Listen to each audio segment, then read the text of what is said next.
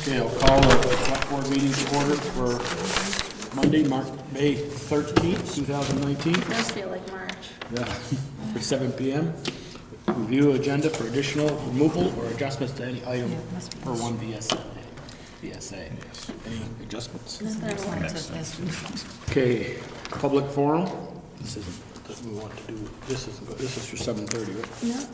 No, the public info meeting is 7:30. Right. Okay. Visitors appointment, Conservation Commission candidate, Carl Bender. Is he here? Carl? He'll come right up. Carla. Carla. Sorry, Carla.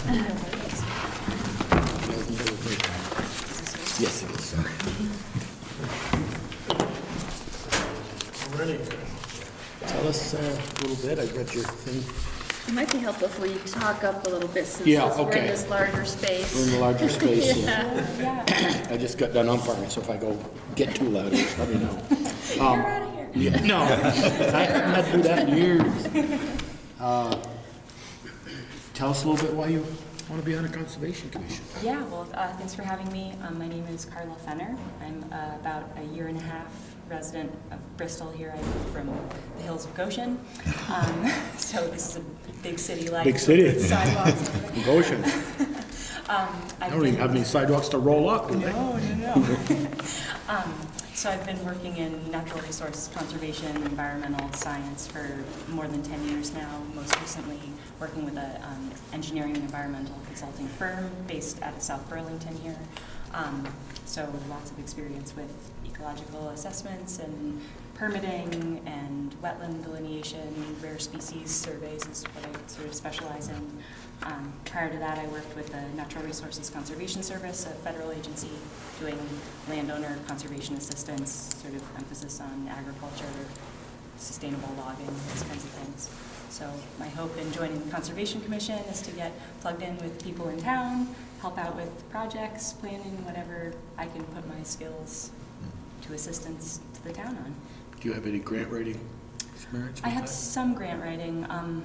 I know they have a couple of members on that board that are quite involved in the grant, and they've got some good grants to buy Yeah, land. I've started to catch word of that. I've attended 2 meetings now. Good. So. Oh, good. I was just going to ask that question, if you'd gone to any conservation meetings. Yep. Good. Board have any questions? So Carla, just based on your attending the 2 meetings and whatever, do you have any specific goals or things that you'd like to bring to the group to move forward? Sure. Well, right off the bat, at the last 2 meetings, we've been talking about the access point to Bristol Pond, which I understand is right over the line into Moncton, but applicability for residents of Bristol and the pond itself. And there's talks of improving the dock there and maybe some other either habitat enhancements or recreational user enhancements that could be woven in with whatever the Department of Fish and Wildlife is doing. I think if there's any permitting needed for that, any sort of assessments to help interface with the agency folks, I have lots of professional experience to do that, so I could lend a hand immediately on that project and sort of whatever else might unfold. Excellent. Looks like a good match. Yeah, it does look like a perfect match. So, any more questions for him? Okay. We will review it later, and then Valerie will let you know probably tomorrow or the next day. Great. Do you need any, I haven't sent in a resume or any like paperwork You sent an about application. myself? Your application was good. Oh, just the application is on you. Okay, Yes. cool.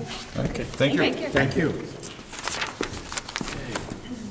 We're a little ahead of schedule, but we'll go to Greenland Solar, request for permit site designation letter for 150 kW net metering solar array on land owned by Ellen and Alan Rathburn on 116, Route 116, South Bristol. Ralph was planning to be here, maybe he's delayed, so I wonder if We we want can wait to, a few minutes. I wonder if we want to jump to. Why don't we bring up there, Yep, under regular business. under regular business, we'll go to one Yeah.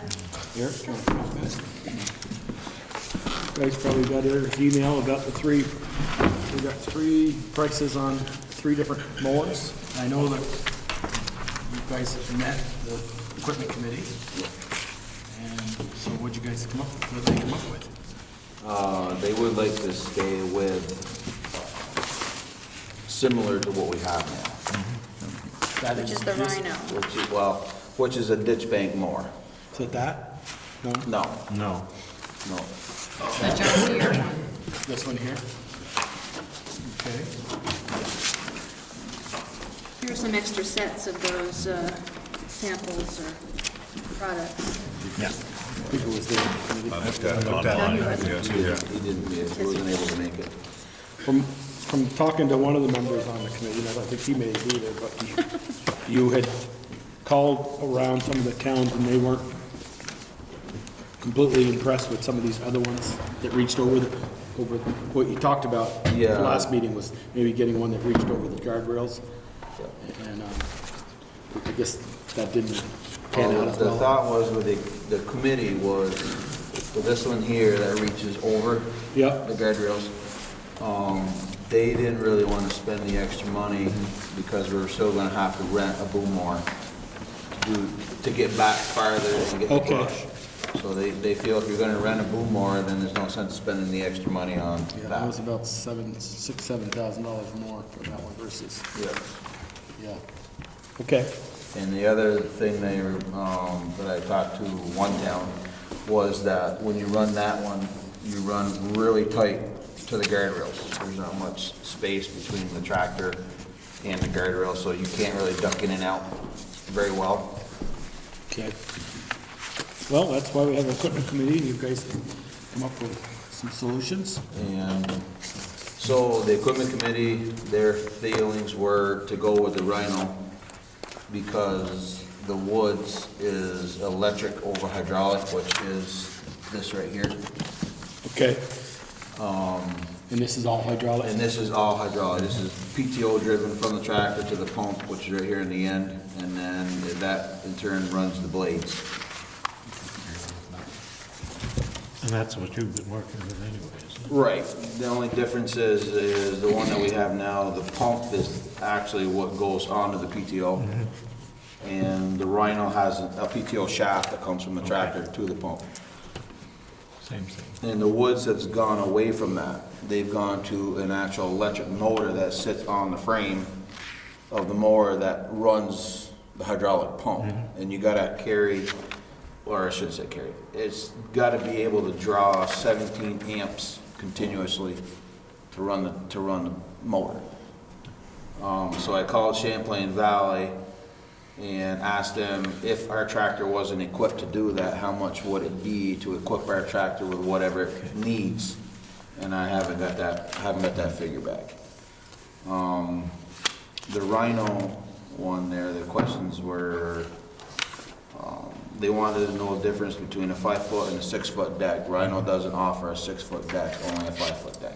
It's too heavy to be hanging out there Yeah, anyway. and they don't offer the rear wheel, like on ours. Ours has a rear wheel that comes off the frame behind the mower. They don't offer that, because they feel that the 5-foot deck and the extra counterweight out here makes it pretty level and stable, that they don't need it. They don't need the wheel. For balance or Right. whatever. Yeah. Eric, was there any advantage to having something like that? Will that one tilt down like Yeah, that? much more. That will? Yes. Okay. Yes. They didn't really feel of going with this, the flails. Flail because of sharpening? Because it's so labor intense to do when you need to change the blades or you need to sharpen them or whatever have you. There's like 70 some odd on there. Yeah. So, Yeah, that's more lawn. yeah, yeah. They do a really Apple nice, orchards and really things like nice, that. do- Yeah, nice job, but you have to buy the attachments. Like if you're going out to do brush, there's a different head that you can put on them that is geared towards brush trimming, cutting, whatever. And so you'd have to buy different heads if you wanted to do the proper job. What's your recommendation, people? Oh, and the Rhino, if they have a 30-day turnaround, so if you order it, it's be about 30 days before that would be in. And most of those parts are right here in Middleworth and John Deere, where you buy them. Yeah. So that's your recommendation and the equipment committee? And the committee, Yeah. yeah. So I will make that motion. I'll second. There's a motion and a second to go with the Rhino and John Deere. More? Any more discussion? Hearing none, all those in favor, please say aye. Aye. Opposed? Okay, there you go. Thank you. What was that? No, a mowing deck.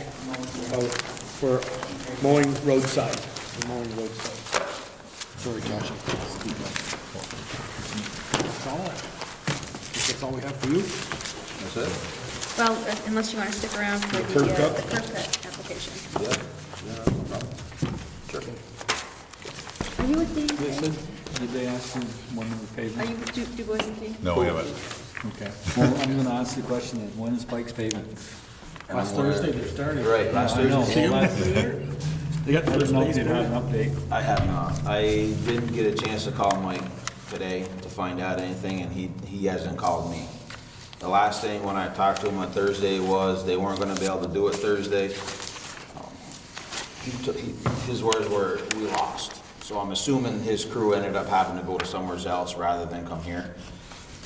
So he said it would be this week sometime. He didn't give a specific date or time. And with the forecast, with the rain and stuff, I'm gonna lean towards probably not even this week. So, Really being a thin coat like that, a top coat, you don't want it done if it's raining anyway. no. So, but if anything, if I get updates, I'll let Valerie know, and then she can pass it along to you guys, so, all right. Okay. Well, you might as well stay Stay here. here. I don't think Ralph has arrived yet. Okay. I don't think- Oh, he did? Okay, sorry, didn't recognize. Curb cut. Yeah, no, for number 2. Well, Green I'm gonna do- Lantern. I was gonna wait a couple more minutes, it's just 10 after. Oh, it was for 10. For green, Starts yeah. Not 7, 7:09. Okay. The Green Lantern is here. Green Lantern? Okay, Entree. come right up. Thank you very much for including me in tonight's agenda. Sure. How do you say your last name? Mima. Mima. Yep. I wasn't gonna try. Okay. Green Lantern Solar, request for preferred site designation letter. I read that once before. So on the Alan Rathburn property. You have a map there from the.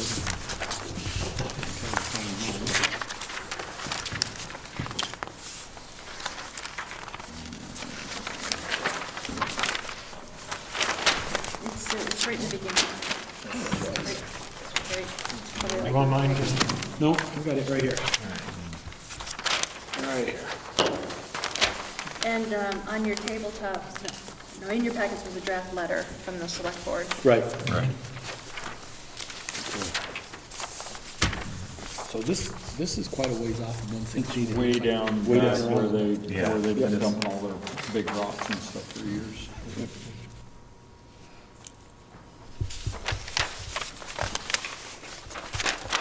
It's probably pretty much out of sight too. Yeah, I just came up 116 again myself, and I can't see the area unless I turn my head at just the right moment as I'm driving past. It's pretty invisible. That's why we put it there. I think it's, yeah. Any questions for? I'm just curious why the last time around we did this with Saunders property and we got in a world of hurt. I mean, I don't have any problem with the project. It's private property and everything. How come, and it meets the zoning rules, how come we're, Do you want to explain that rule? Sure. This preferred sites yeah, I guess rule? that would help. Yeah, Yeah, and this is an area that's changing and involves a lot of new concepts and an area of requirements law constantly. or an area of what? Well, the Public Utility Commission has a rule called 5.100, and that's the net metering rule. And in it, there's a whole section on preferred sites. And nowadays, if you don't have a preferred site, it's pretty difficult to make a solar project like this economically viable. So you have to get preferred sites somehow.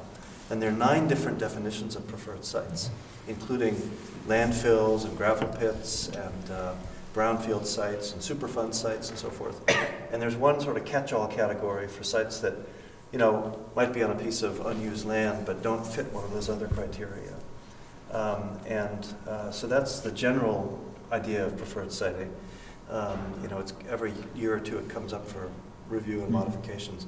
But in this particular case, the type of preferred site that this project would come in under is the 7th definition, which is basically, if you get the Planning Commission, the Select Board, and the Regional Commission to sign off on this being a preferred site, or you designate it through a duly amended town plan, the enhanced energy section, the whole Act 174 business, it will qualify as a preferred site. And that's the route that we've had to take for this particular one.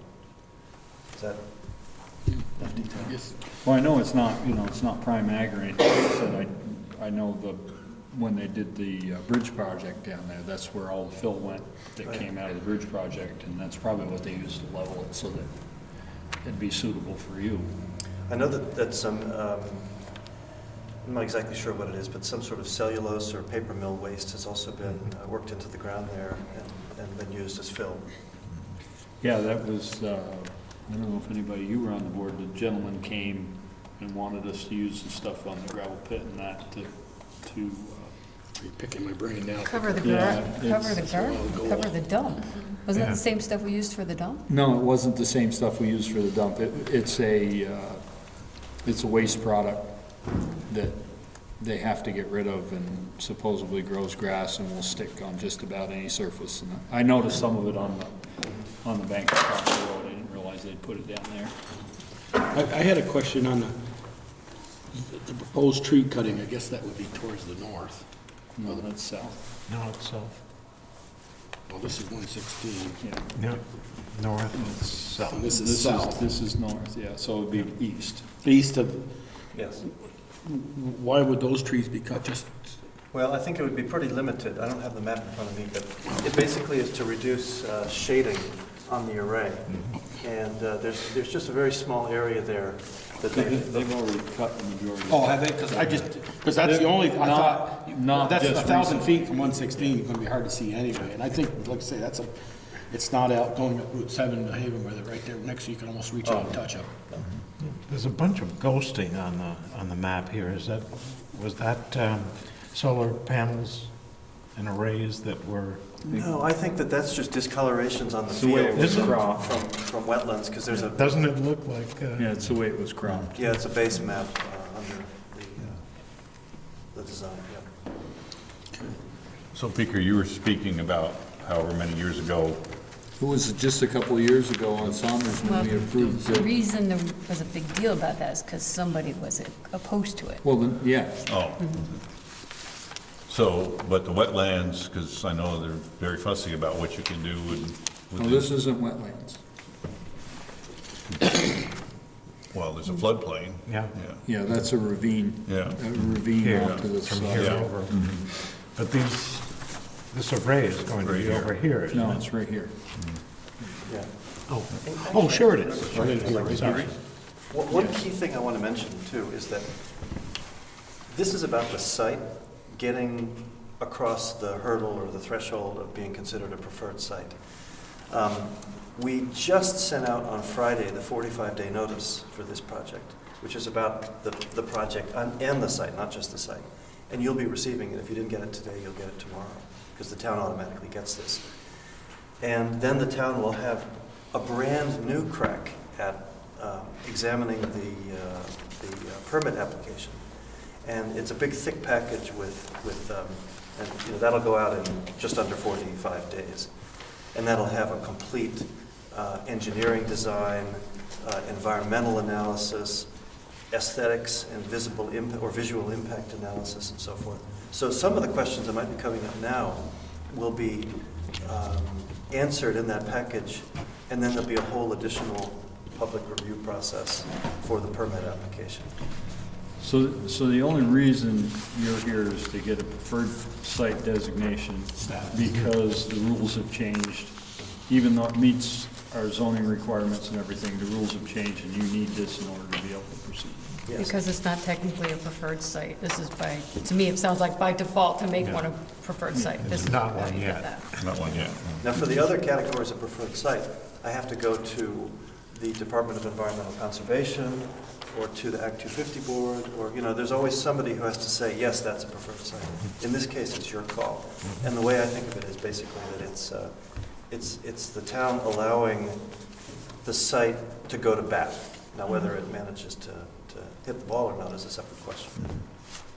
Ian? You had a question? So the Planning Commission and the Energy Committee support this. I walked the site last week. So we're working on the enhanced energy plan. And our last meeting, we talked about this particular area. And our only issue we had was that, at least in the maps that we're working from, was that there was a stream through there. We walked the site last week, and the work that's been done sort of the fill just over the years, over the last 30 years since he's had the pit, it's not an issue. And so we signed off and gave our approval both on the Planning Commission and Energy Committee side. So the site looks good. And in terms of the tree cutting, a lot of the trees are down anyway, and you're also in this sort of dip of land as well. So even if there were no trees there, you still, I don't think you could even see it from the road because of how deep it is. It's about maybe 8 or 9 feet down from the main grassed area. But the site looked great, so we're supporting it. It's definitely an ideal site for it. Yeah. There's no question there. houses around. My only curiosity was why all of a sudden we're being asked, and I think you answered that. Okay. So we need to vote on. Yes, please. We need a motion and a second and a vote on this. And you've got it in this packet, everybody has this copy of this draft Yep, letter. and the actual letter's in the green folder Okay. for your signature. You'll see the draft letter that Valerie put out. Yeah. So I move that we do designate this as a preferred site. Second? There's a motion and a second to refer this as preferred site for the solar panels for Green Lantern. Any more discussion? Hearing none, all those in favor, please say aye. Right? Opposed? Thank you very much. Thank you. Are you Valerie? I am Valerie. Okay, nice to meet you. Likewise. Thank you. Might as well jump over to the curb cut after. Yeah. quickly. Let's get that curb cut done, you guys, if you want to.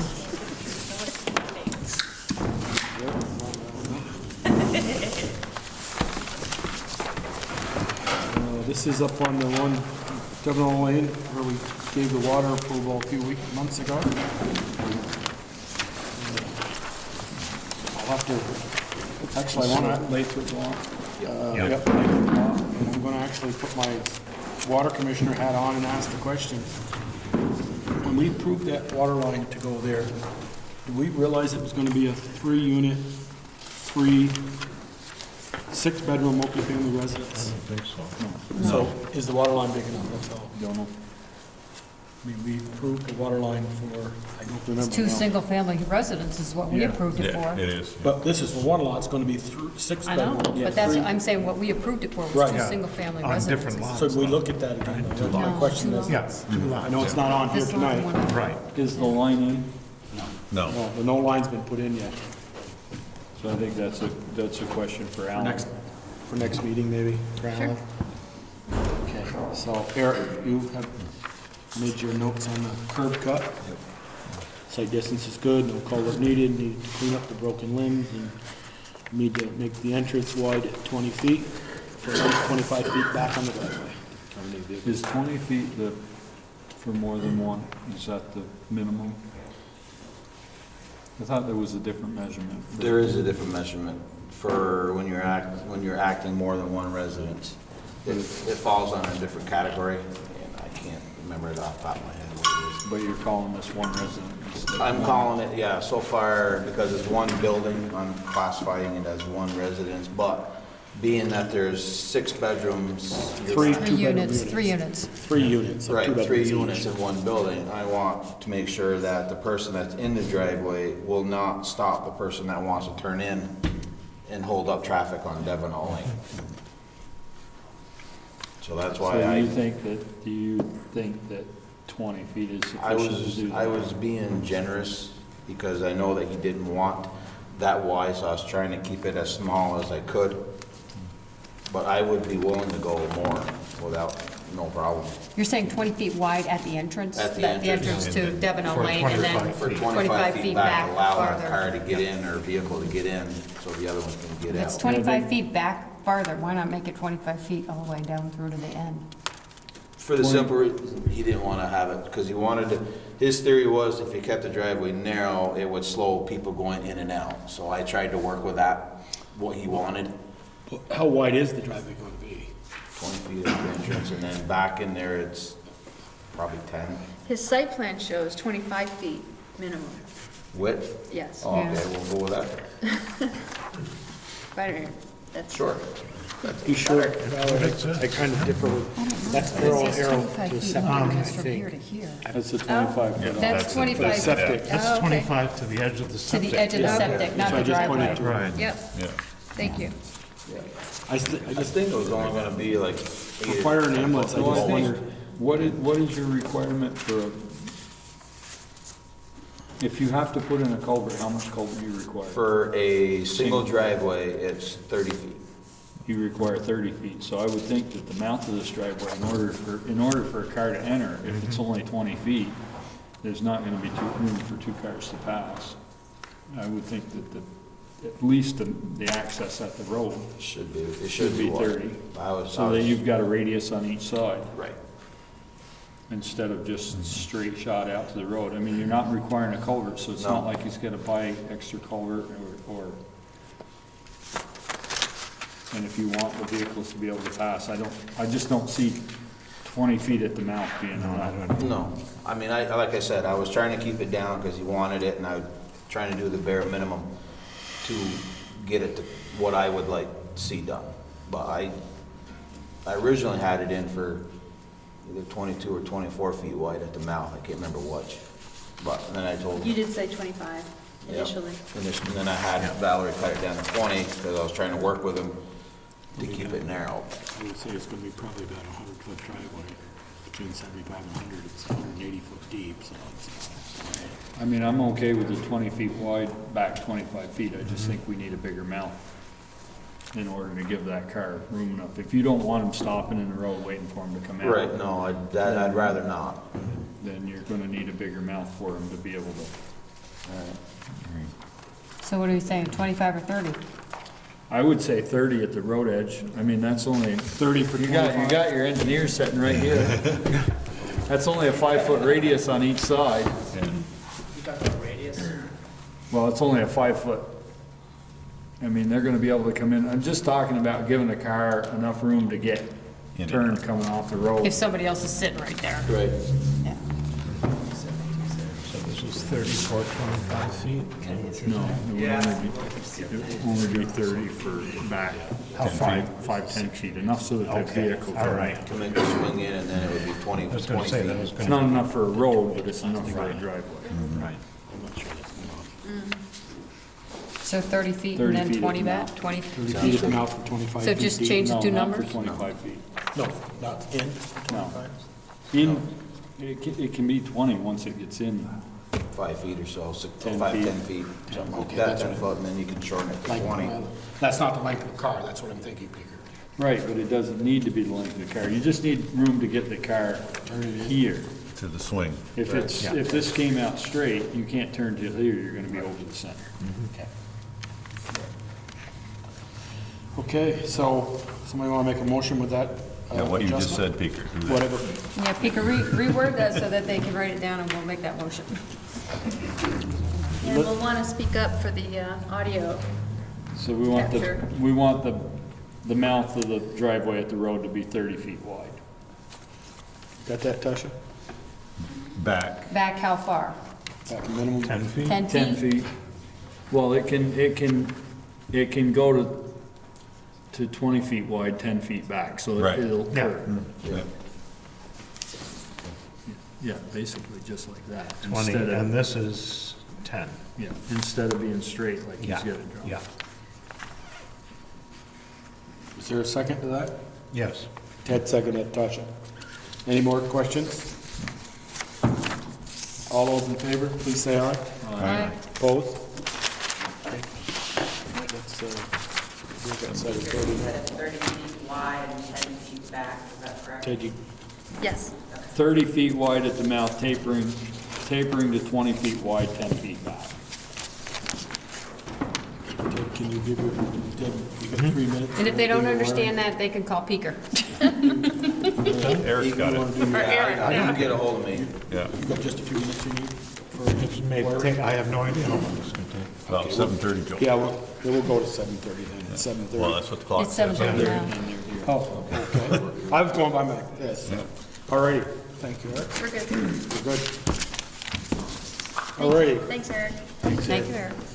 A public meeting with Du Bois and King representatives for Main Street lighting and sidewalk project and 2020 Route 116 paving and possible select board action on preferred options. Okay, we have a number of gentlemen and ladies from Du Bois and King. I know one of them, the bald-headed fellow in the red shirt. That is just not nice. Very well. Stood by many soccer games. Chris, thank you and your crew. Gotta speak up. Yeah, and I'd ask you guys all to speak up. Yeah. Oh, he's got a mic? I'm lit up. Can you hear me? No. Good evening. My name is Jeremy Stevens. I'm also with Du Bois and King. I am the project manager for the Bristol Main Street lighting and sidewalk improvements. First of all, thank you for allowing Du Bois and King to be part of this project. And Valerie's been great at letting us know what the project needs are. And big thanks to Ian from the Bristol Corps as well, helping us out with some of the aesthetics and needs as well. I'm here with Sylvia Miller, who's our electrical engineer, helping out with the lighting improvements, and Garrett Organic, he's our other licensed engineer helping out with design. And yes, I am associated with Chris Lathrop, not by project, by company. Anyways, I'm gonna grab my clicker here, and I'll give you a quick, just a little rundown. I'm sure everybody knows exactly where you're at, but a little bit of orientation. This is Main Street, okay? We are here, South Street, North Street. This is the orientation. You'll see most of our pictures going north being up and south being down. And what I want to do before I start clicking is just talk a little bit about our scope and a little bit of the schedule as well. So we're currently scoped to remove the brick pavers, design the removal of the brick pavers, and improve the lighting with replacing the lamp posts and foundations, resetting the granite curb, and then installing stamped concrete in place of where the brick pavers were originally located. As you know, the brick pavers are starting to settle. The granite curb is starting to lean away from the sidewalk, and the lighting is deteriorated from aging. So this worked really good in our office. Before we brought this up, I apologize for most of this being really too small to read. In fact, I'll just go ahead and climb up here and just point to a couple of things. This is our opinion of probable cost, and the number most important to all of you, I'm sure you can see, is the $290,000. This is alternative A. This is as we are currently scoped to match existing for the items I just explained. And just a quick recap of some of these is a couple of different types of excavation required to remove existing and prepare for new foundations. We've got a little bit of asphalt work. We've got to pull some asphalt away from the curb in order to get to the granite curb, remove and reset. New asphalt, a little bit of dust control. We have some new vertical granite curb in here because we are going to assume that maybe some of the existing isn't reusable, or maybe it is damaged during removal. And we have a couple of different types of concrete, 5-inch and 8-inch, depending on whether or not we're going to be going across the drive. And alternative A doesn't have any sidewalks going across the drive because you don't currently have that situation. I want to point that out because in some of our other alternatives, we recommend it. Replacing some detectable warnings, and that's the little yellow truncated domes when you're walking and getting ready to cross the street. Some traffic control, mobilization, some typical construction stuff, sign removal and replacement, and a whole bunch of electrical items. That's the new conduit, new wire, new lamp posts, and then we get into some construction items like temporary lighting. We assume that you're going to want Main Street lit up if construction is going on and they cut power and you lose all your lights. So we have some contingency in there to make sure that downtown stays lit up at nighttime. And then some stamped concrete items, again, 5-inch and 8-inch, depending on if you're going across the drive. For alternative A, you don't have anything going across driveways, so those quantities are currently 0. Just wanted to point those out, that we will be mentioning those in other alternatives.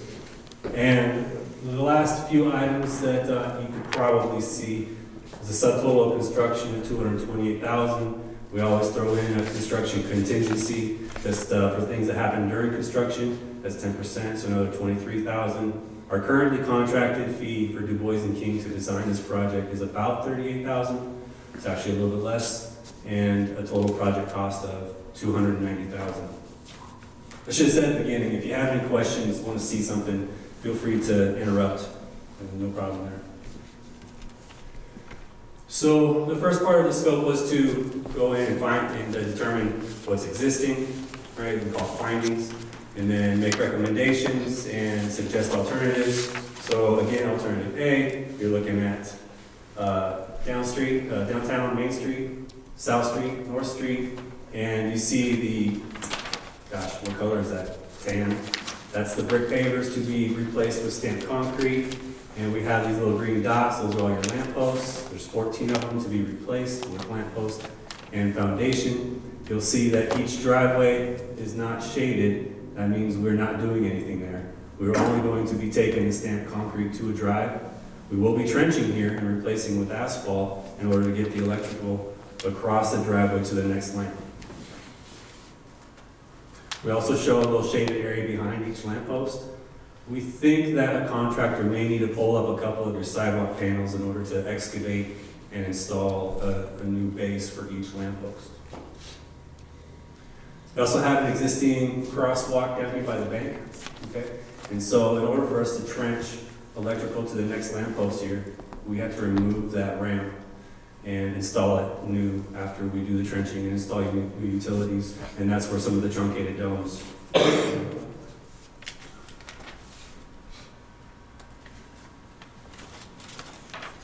Here is a picture of an existing, and in general, your sidewalk is in pretty good shape. This looks a little rough right here, but there's just a little low spot next to the Wallace Realty building. But you can see that all of the pavers are settled, and you're starting to get some lean on the granite curb. And that's due to, you've got a lot of things going on. As things start to separate here, you're getting freeze thaw, and that's pushing things and settling things and getting things to lean out. During the summer, I'm not sure if we have a summer photo in this presentation, but you get a lot of vegetation, right? And vegetation has a pretty good force that comes along with it and starts pushing things around. But in general, pretty good sidewalk, not too many issues here, except for it's up and down and trying to get accesses to all the businesses. And it makes it a little difficult to provide a smooth transition from the sidewalk to the curb, and we'll start showing you that in the typicals that are upcoming. And there is a lamppost, we'll get a better view of that to be replaced. Sir, Yes, go ahead. could we go back to the first page, please? 'Cause yes, I have a different number here. Oh, we might have had an update, see what you got there. The inspection is included. That's right, yeah. This, Yeah, you're isn't right. added in. I apologize, we're not showing, we had added, by request, a 10% construction Okay, got it. inspection fee. Got it. Yeah, so that would add another 23,000 to the highway. Yeah, That's correct, bump that up to, what are you showing, 312? 312. 312.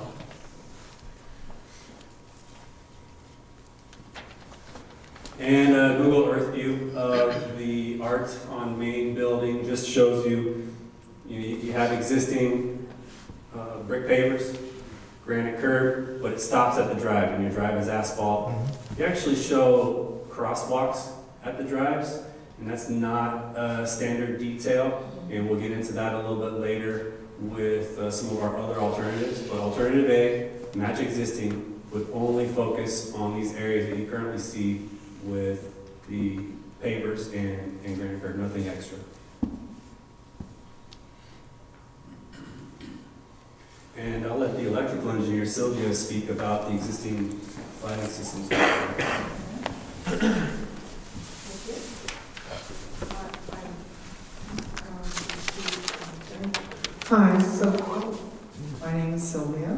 Calm it down. Thank you for having us here to talk about this great project. So we're looking at a photo that was taken beginning of winter, it looks like, or so, a little bit of snow on the ground there. And what we just want to call out on this photo is what we're planning to replace. And if we were to take a walk outside and look at our Main Street, most recent project that was done, the brand new poles that are at the intersection are Sternberg poles. And the Sternberg poles are also in place in the Village Green, which D&K assisted with. So here we are on Main Street, and these poles are also Sternberg poles. The only thing that I would say is different here, looking at what you have on Main Street, is that these are not LED. Some of them, I've been told, have been retrofitted with what's called a corncob style LED screw-in base fixture. And so I think along Main Street, there's a little bit of maybe a hodgepodge. There's some existing poles that have not been retrofitted, and then there's some poles that may have been retrofitted. In fact, they have. I know of a few that have been. So right now, there's a little bit of a hodgepodge going on as far as the light source. So some are the original metal halide, and some are LED. So what I'd like to bring your attention to is some of the accessories that we're looking at on the pole, and we're looking at matching. So one of them is, of course, the type and style of the luminaire. It's a beautiful acorn style with a finial at the top, and it's considered a caged fixture. It's a 360-degree luminaire, which means that, it puts light all the way around. It is on a 10-foot pole. The pole is straight, and it's 4 inches in diameter. And some of the things that you have right now on the pole is you've got a flagpole holder, nice and high, and we'll be matching that on the new fixture. The second thing that we see at the top of the pole is a GFCI with in-use cover at the top. And currently, most of those GFCIs some of them are damaged, some of them, I don't know if they work, if they don't work, but the covers some of them are just open, to the weather. So with the new design, we'll show you a slide of what we're proposing, but I think it's good to call attention to what you have. So you have a flag holder, you have a GFCI receptacle at the top, you don't have anything at the bottom, and when we look at the new design or the proposed design, you'll see that we're going to make a little bit of a change there to simplify things and to make things easier to use for the town. The other thing that I would call to notice is if we look beyond this first pole to the second pole, you'll see that it's kind of leaning. It's leaning a bit, and there's a few poles along Main Street that are out of, they're cantered, they're tipped. And that could be from any number of things. It could be from perhaps putting too much weight on the poles, or perhaps a plow truck or something hitting the pole when they plow, when they do the snow removal, which happened along the street. There is a pole that's missing that was hit by a snow plow.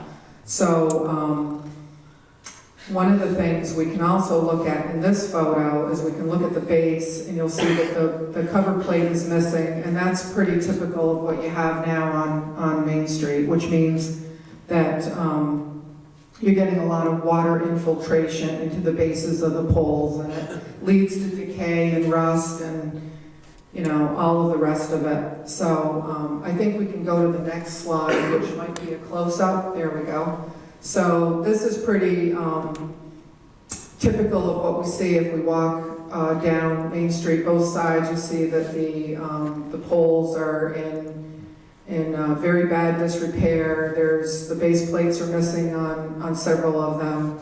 The anchor bolts are actually exposed, which can lead to, a pretty dangerous situation if someone was to get their foot caught or what have you there. So with this close-up, one of the things to note is that the pole base abuts the existing sidewalk.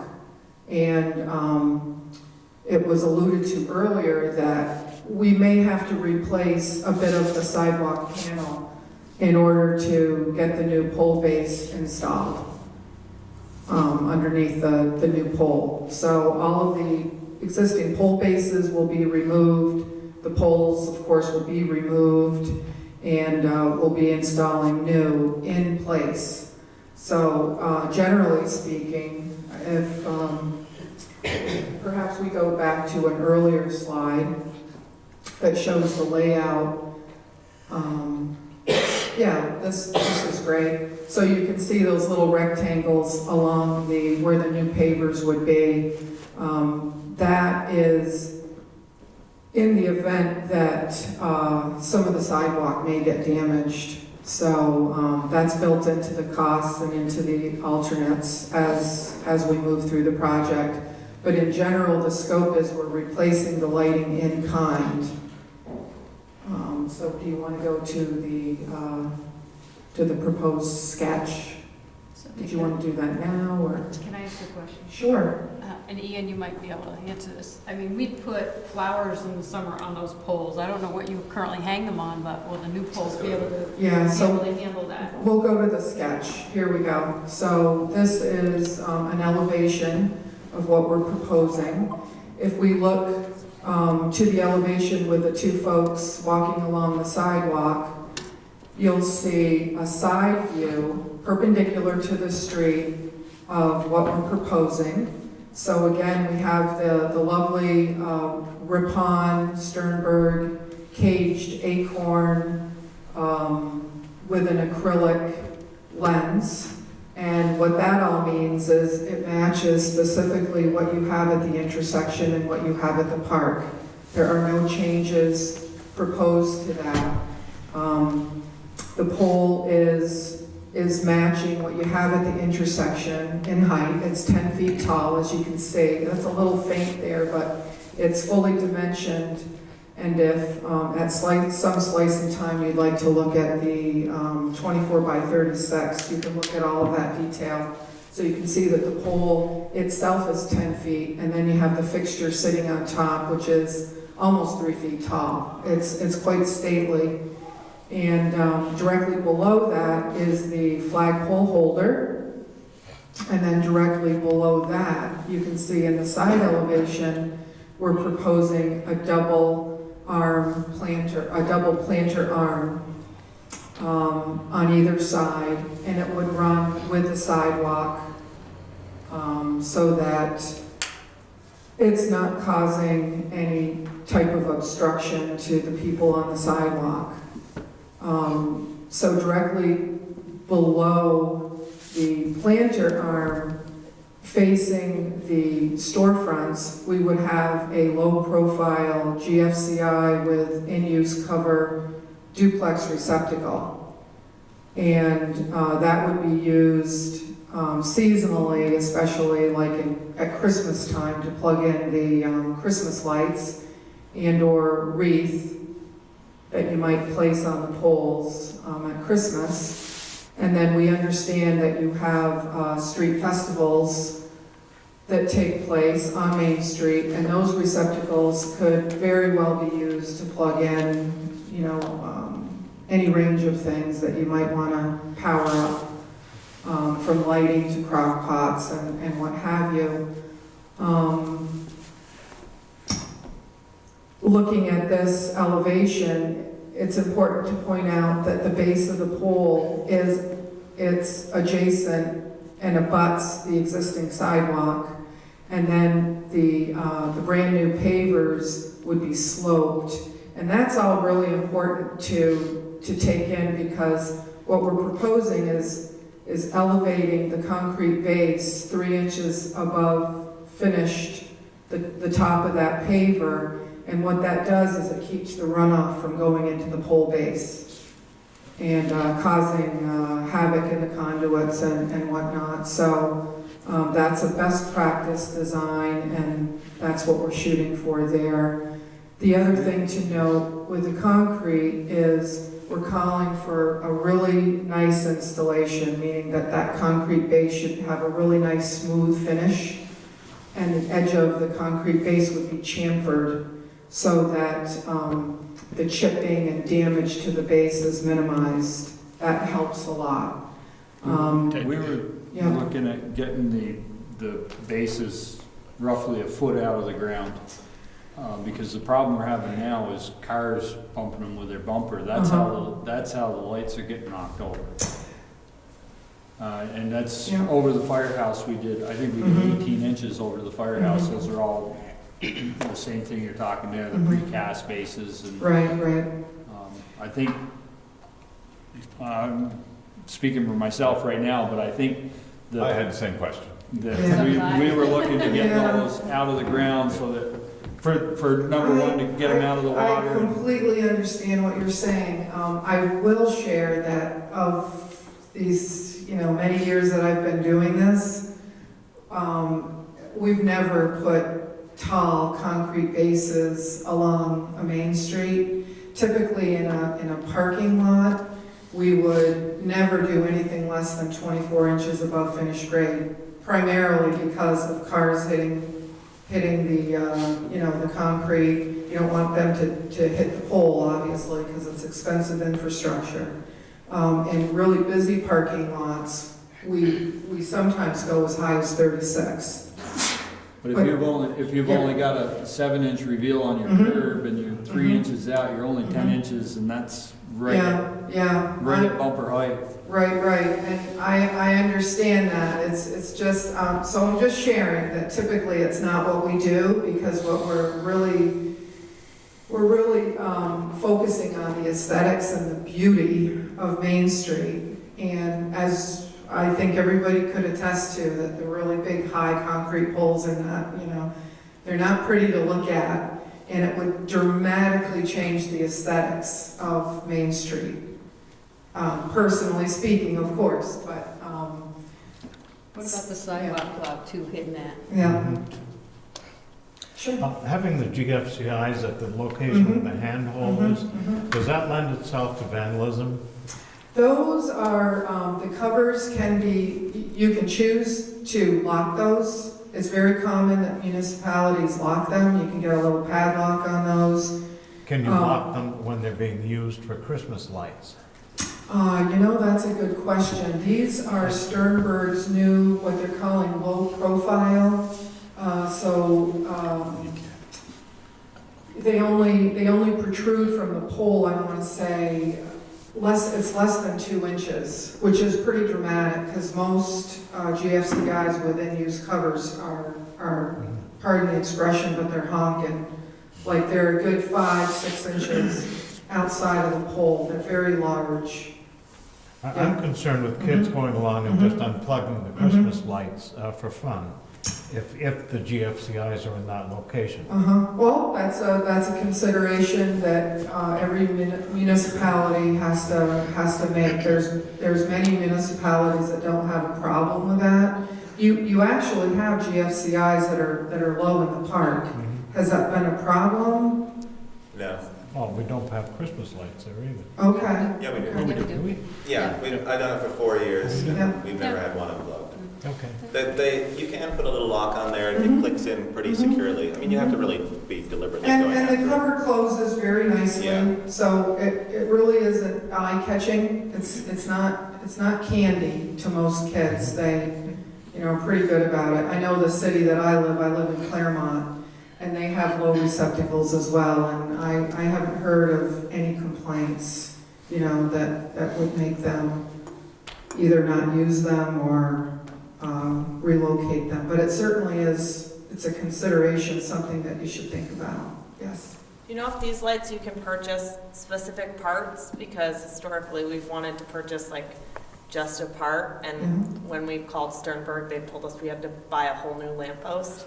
And so, just in speaking down the road, if we needed to buy something to replace a specific part, is that an option with these? Well, these are Sternberg, they're commercial grade, and the way this company works is they typically do lots and they have minimums, you know, so it's not like a private homeowner is going to order a Sternberg. They really don't work that way.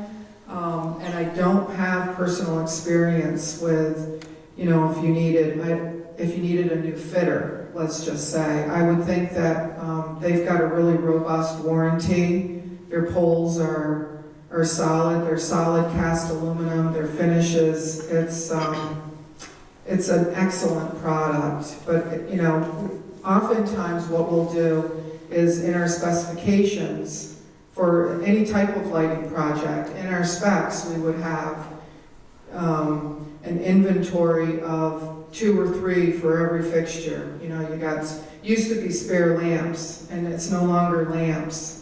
You know, it's boards or it's spare fixtures that you have on hand so that you can readily replace the fixture. The product has got a lot going for it as far as longevity, and I think if you had a burnout, let's just say, I think the company would be responsive to that. The top is referred to as the roof, and it actually has a hinge, and you can open that hinge.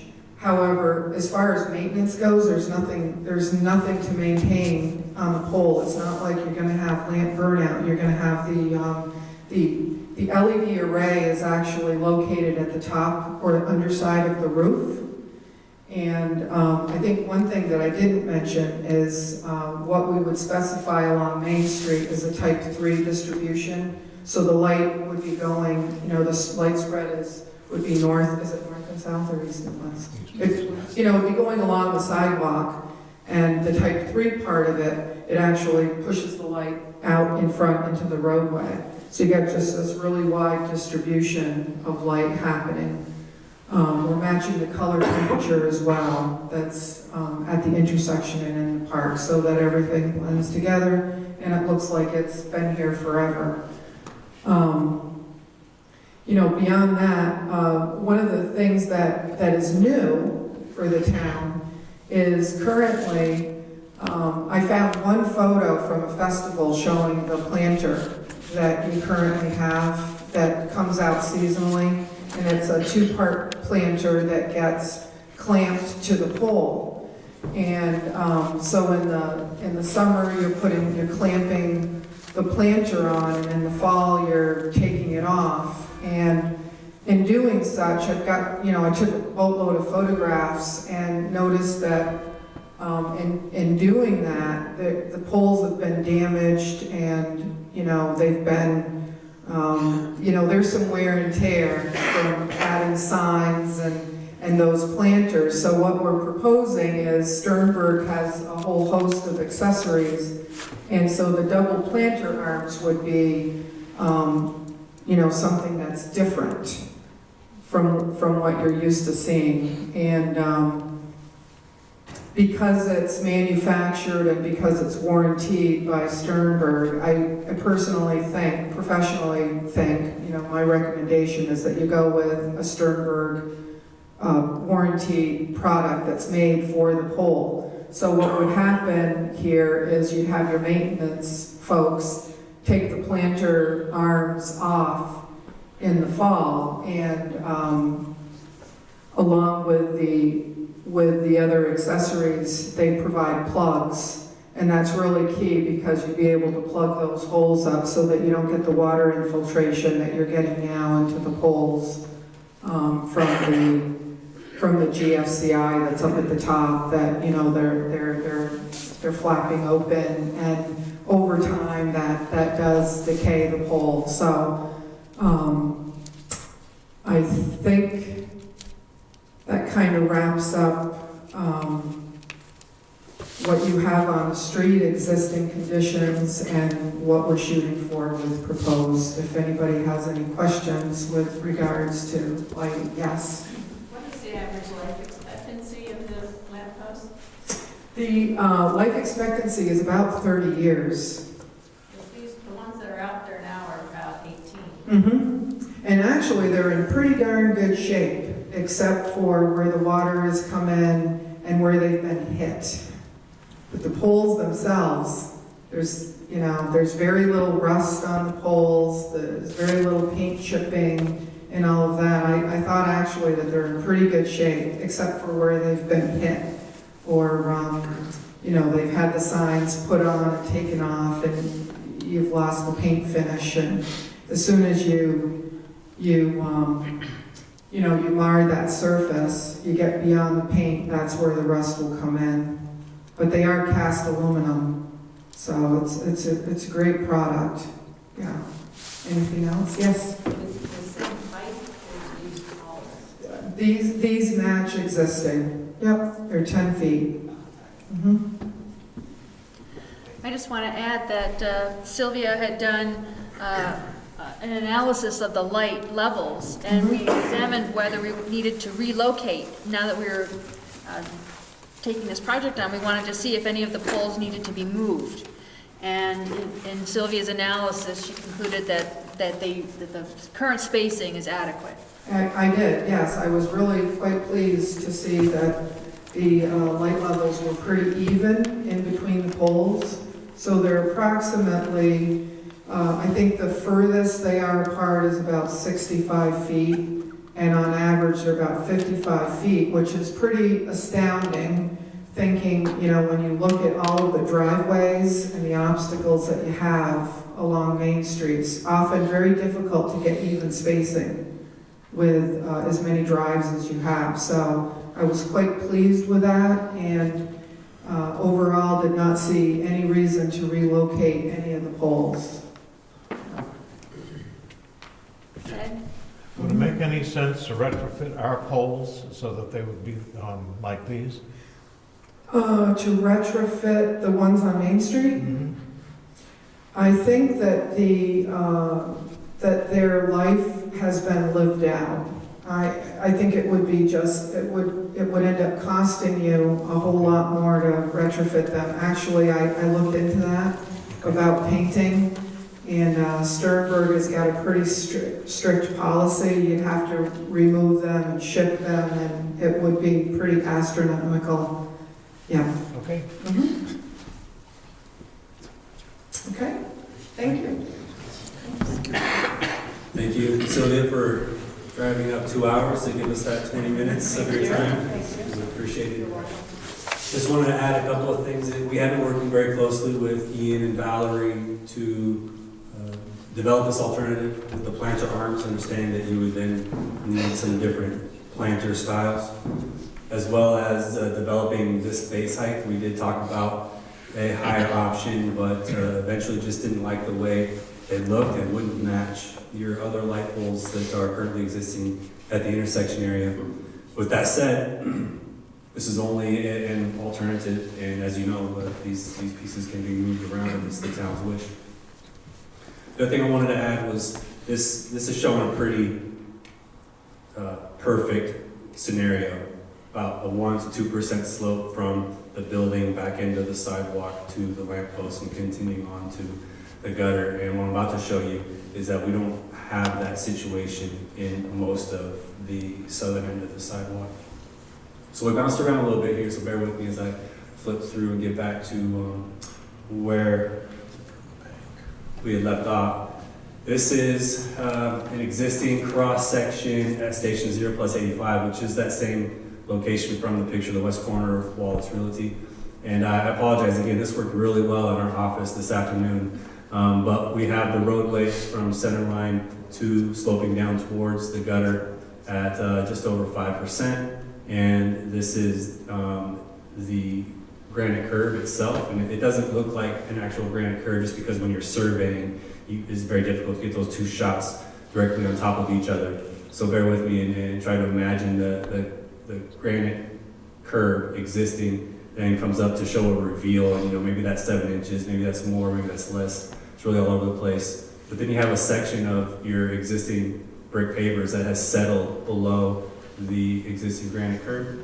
And then in the sidewalk, we have a portion sloping towards the middle of the sidewalk, just almost 1%. And then from the building, sloping towards the middle of the sidewalk at just over 2%, almost 3% there. And obviously that's where all your water accumulation and snow and ice is going to end up, and nowhere to go. It's not going to be able to, you're not going to be able to get the water from the middle of the sidewalk to the gutter where we'd like it to go. So what we would do in this situation with our current scope is remove some asphalt, pull the existing granite curb, pull the brick pavers, and install the stamped concrete back at a 1% to a new elevation for the granite curb, and that would give us a 3-inch curb reveal, which is less than the state standard of 7 inches. Not unacceptable, but that really is the best option in order to get water from this point to get back out to the gutter. Other details here, just looking at a couple of different lists of asphalt, and then we have a couple of different courses of cell base for structural purposes. Another section I wanted to show you is Station 0+55, which is the Bobcat Cafe. Just went there for dinner. It was awesome. And what we have here is still about a 5% slope from the center line of the roadway to the gutter. And then here, the brick pavers are actually sloping up quite a bit away from the gutter. And the reason for that is the sidewalk elevation at this area is pretty high. It looks like there was a ramp built into the sidewalk in order to get level access into the business, ADA compliant, handicap accessible.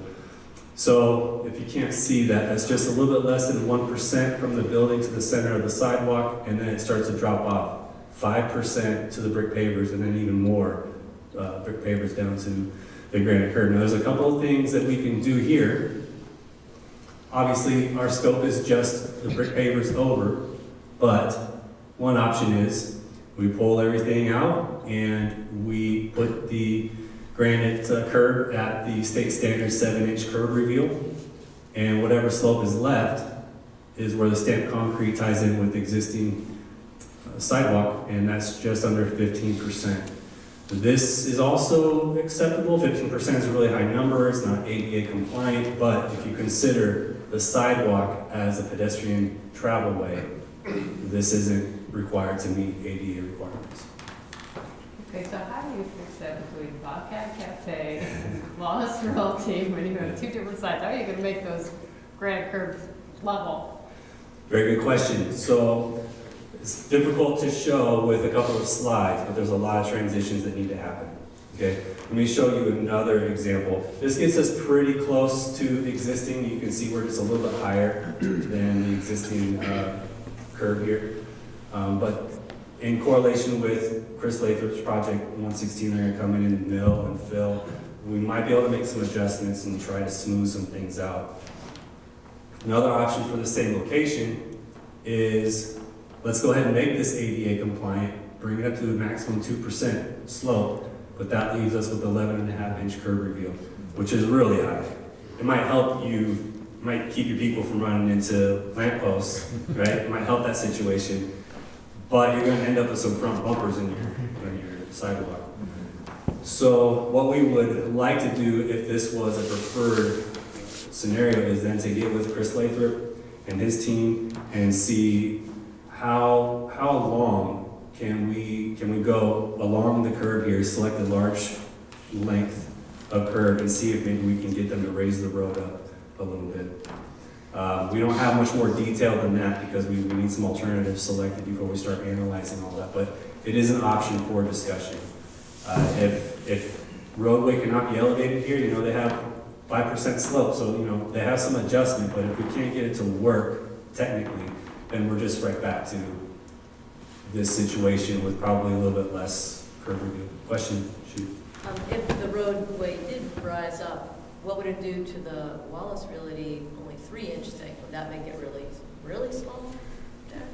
Yeah, so what we would do, you're right, it's a chain reaction.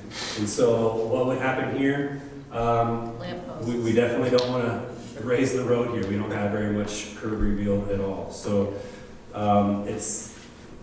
these are just some options to get us close of what things might be able to look like. And we'll just have to find some gray area in the middle where the transitions work out between both the sidewalk and the Route 116 project.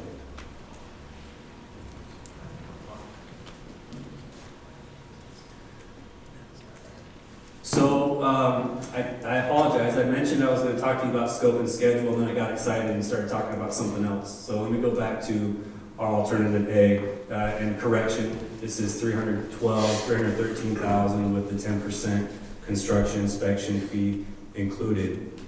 This is our current scope, this is what we're currently contracted to design.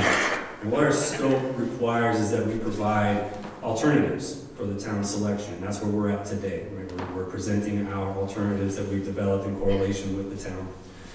Next, after the town selects an alternative, we then move into preliminary design. And after preliminary design, we get the final design, we talk to ADA and fire safety, and then we go into construction documents. Our current schedule, as scoped here, would be to advertise for construction late fall, early winter, and construction complete before 2020. So that's alternative A. That's what we're currently contracted to design.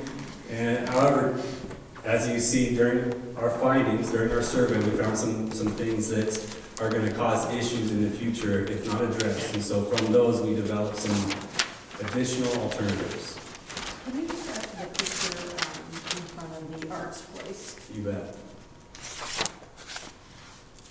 So, right for that, in front of that car, there used to be a crosswalk there. Is that what it currently is?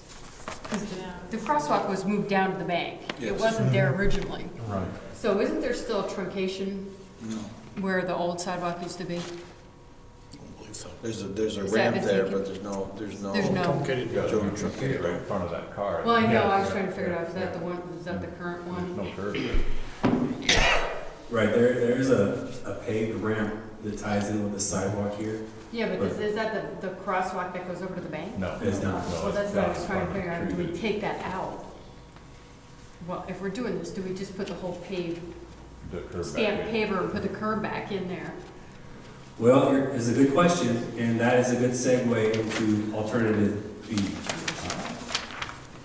And so another summary is that the southern line sidewalk is pretty rough. Right? It's all over the place, not very continuous. Curb reveal is up and down. But the north sidewalk is pretty good.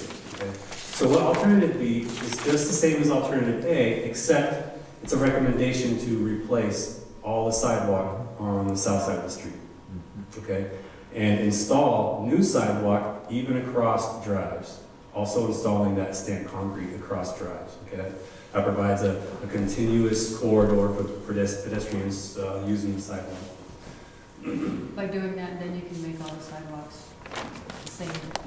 Now we have a little less worry about transitions, right, between sections of problem areas. Now if we pull up the entire south end sidewalk, it gives us more ability to match state standards and not have to fight with those transitions as much.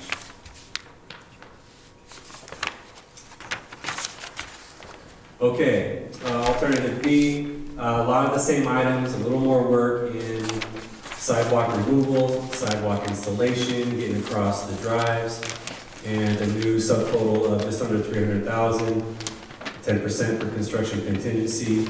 The design fee is considerably higher when we get into alternative B because now we have to negotiate the entrance to every business on the south sidewalk, and that gets pretty complicated.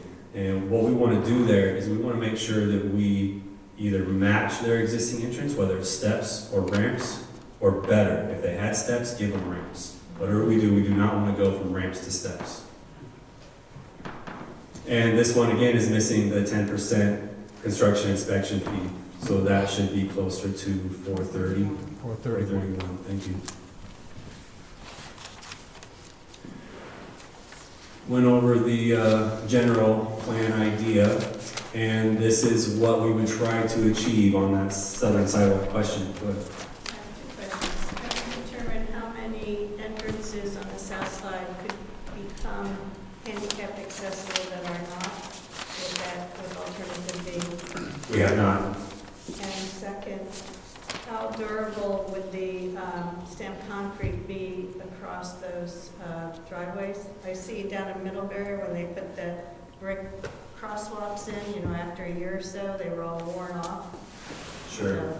Sure. Durable, they'll be 8-inch. The question that we still need to look at is the stamped concrete provides a few more things for plows and other maintenance shovels, whatever, to get hooked up on, and you might have some chipping there, but that's something that we'll want to look at and maybe provide some other alternatives should something like this be selected to move forward on.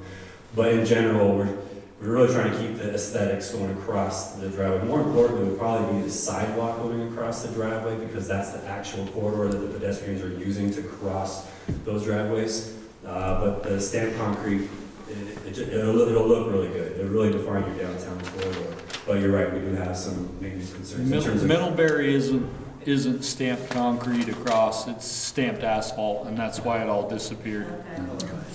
But there is a maintenance concern. As somebody who uses those driveways on a daily basis, my one concern about alternative B is that pedestrians would realize even less than they do now that they're walking across a driveway.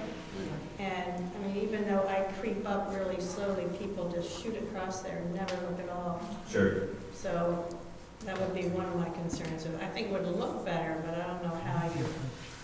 And then people who aren't used to using that driveway would naturally pull up so that they could see to get out, and maybe not be aware as much as someone who uses it all the time, that there are people walking across there.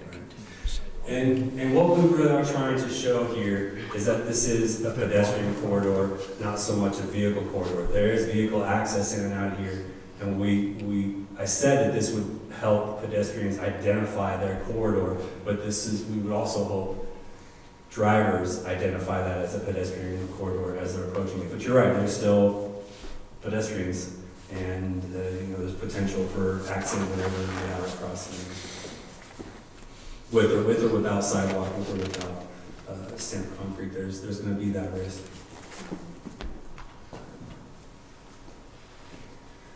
Okay, so this is what we would like to achieve. Should we tear up the entire south end sidewalk and replace? We get our 1% minimum, 2% max cross slope from the building through the lamppost foundation, through the stamped concrete, over the top of the new granite curb and into the gutter with the 7-inch reveal. Now, this is probably not going to be achievable throughout the entire south end, but it is what our goal is, okay? And then you have the different business preferences, so we may have steps here if steps are existing, or we may be able to provide some ramping on the back end of the sidewalk that meets ADA requirements to then access a ramp that is existing at a business location. And this is just a typical section showing you what that crossing might look like if selected. We have sidewalk and the stamped concrete and granite curb and gutter, or excuse me, just granite curb with the 7-inch reveal with the radius into the sidewalk. And this is the driveway, and transitions from a 5-inch thick concrete slab to an 8-inch thick concrete slab to handle the vehicle loading. We're showing the asphalt that we would have to remove and replace in order to work on the sidewalk area. That's the entire length. That's not just for the crossing areas. Again, showing our 1% minimum and 2% max to allow drainage into the gutter area in front of the granite curb. We show a 1-inch reveal granite curb going across. And again, these things are optional. We show this because we think it looks really good, really improve the downtown aesthetics, but options for you. Okay, moving into alternative C. It's very similar to alternative B, but if you were interested in the downtown aesthetics and having the concrete sidewalks and stamped concrete running across the drives, we thought you may want to also have matching drives on the north end of the sidewalk. As you see, the north end is still really good, so we're not recommending replacement of all the sidewalk along the north end. Much of the same construction items, a little more concrete work. We have a subtotal of $300,000, 10% contingency, and design fee just a little bit more to add on the additional design for the north end crossings. And again, missing the 10% construction inspection of another $31,455. Thank you.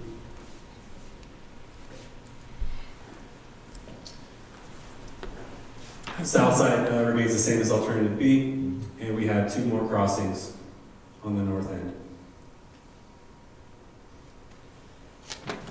Do you have a detail of that second drawing crossing there yet?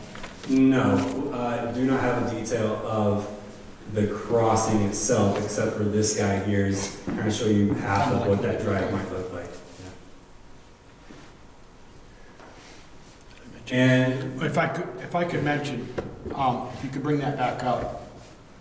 Most of the audience knows I work for the National Bank of Midway. I'm the facilities manager, and Ian of Bristol Core and the landlord, Pomelo Real Estate that we own, are in conservation. We're talking right now about actually, if the town approves of closing that alley to drive through traffic. And Pomelo's given us permission to do a demo and put some Jersey barriers up for the. I mean demonstration. Demonstrations, sorry. Put some demonstration, put some Jersey barriers up to see if the public likes it or say, no, we want to cut through there. And our idea was to just continue that granite curve down through there. That's a long way, that's a ways out, but we have had one meeting with Pomelo, Valerie, myself, and Ian.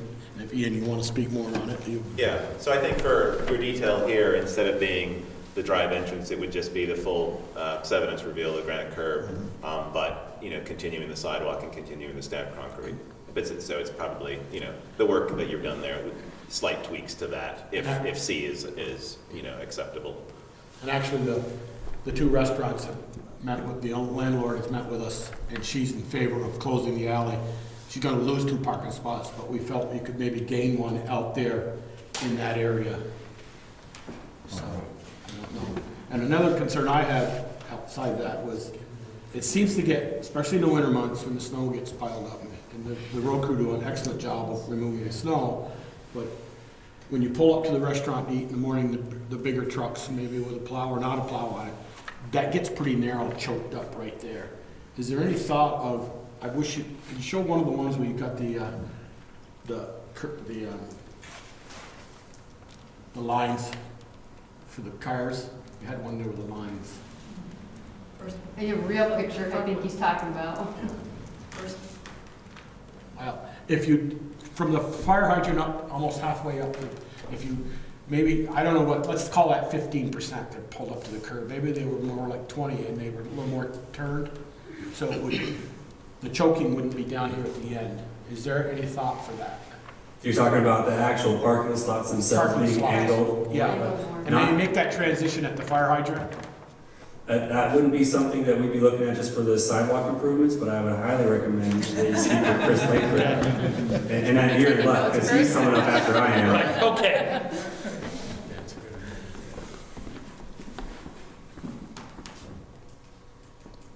Any other questions as far as we've got so far? I have a question. Maybe I'm jumping ahead a little bit, but in terms of timing and sequencing, you're providing these alternatives, and at some point, the select board needs to make a decision. When do those decisions need to be made in order to keep this project and the paving project in sync? That's a good question, and we haven't fully analyzed what schedule impact would be if you went with an alternative B or alternative C. But I would imagine that we could still construct in the spring of 2020 which I believe is the current schedule, summer of 2020 for the roadway. Currently, yes. So I still think we have plenty of time, but That's not definitive. but we would need to get on it. If it's an alternative, any of the alternatives, we need to get going in order to make sure that we are in constructing and out of the way before the road job comes through. One of the problems, and the south end business owners know this well, because of the sun blocking, we have very poor sidewalks in the wintertime to walk on the south side because, you know, the snow doesn't get off, and as you can see, they slant back and icing. It's quite a lot more to do that south side sidewalk, but that may improve it with the slant, you get that water off and it wouldn't freeze, even though we don't get much sun on that side. Correct. We'll just bounce back here to one of our very first pictures. And you'll see this is on the south side, the Wallace Realty building. And you're getting a lot of dirt accumulation here, but that's because that's where your drainage is going, okay? If you remember the detail,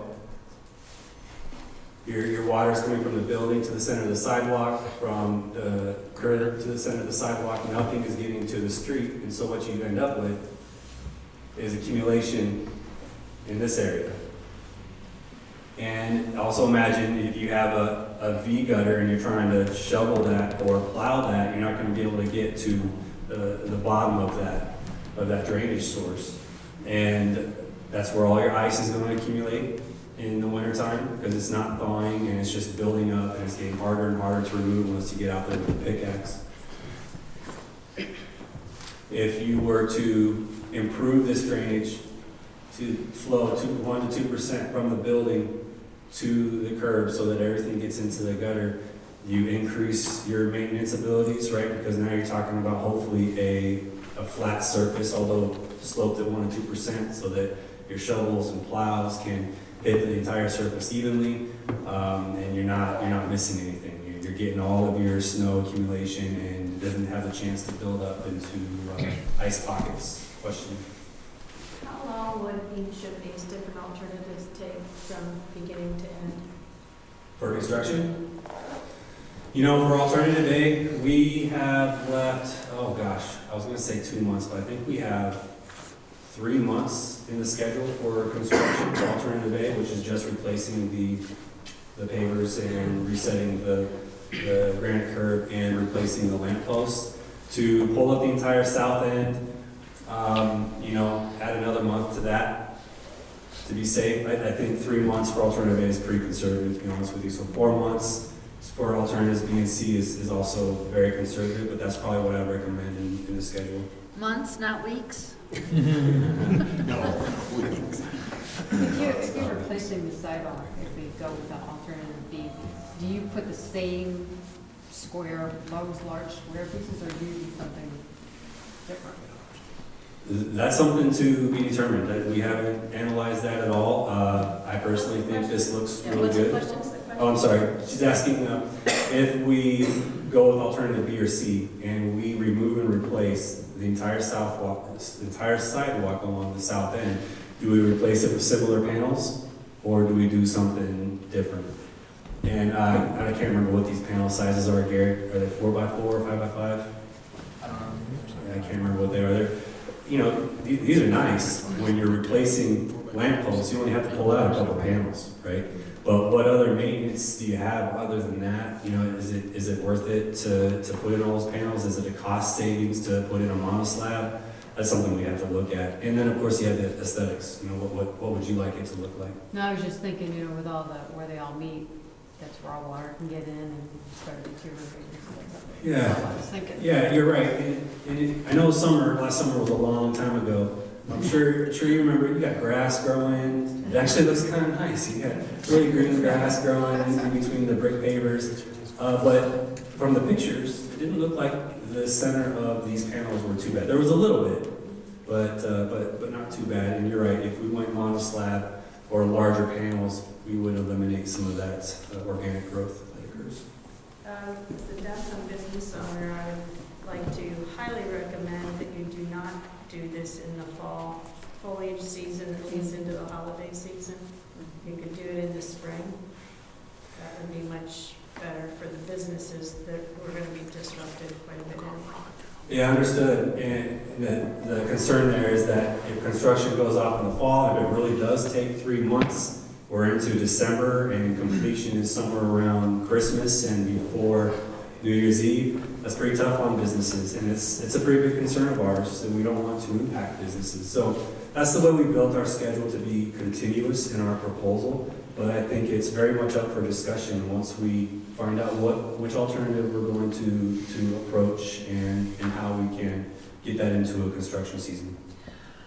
How would it go sequencing in terms of north versus south? Would one side be done all at once and the other side left alone? Or would construction be happening on both sides of the street at the same time?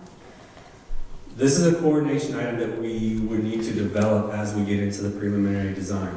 Again, we do not want to impact businesses more than necessary, and we also want to leave as many of the lamps lit throughout construction as possible. So we need to coordinate sidewalk construction with lighting construction, with business operations and other downtown operations. So it's something that hasn't been determined yet, but we do understand that phasing will be very critical in order to reduce impact. If we went with the proposal, I think it's C, and we did all the south side and then some over on the north, what could it, because that's 4 months, and if you started May 1, you're talking until July 1st before the pavers could come through and grind. Could they do from the granite curb, setting them in the stamped concrete, and then kind of combine, when the pavers going by, they pave up to those granite curbs that have all been reset, and then maybe your new sidewalk isn't poured, but you're going to be doing that when they've gone and left it here. Instead of 4 months and then August or September, they're coming through and grinding and paving. We don't want them running all that stuff on the new pavement. It's a great comment. So the comment is, if it really was going to be a 4-month construction and we're butting up against the highway project coming through, we're going to be in their way, could we phase this to work on setting the new granite curb, get out of the way so that the road job can then take over and then start working on the sidewalk?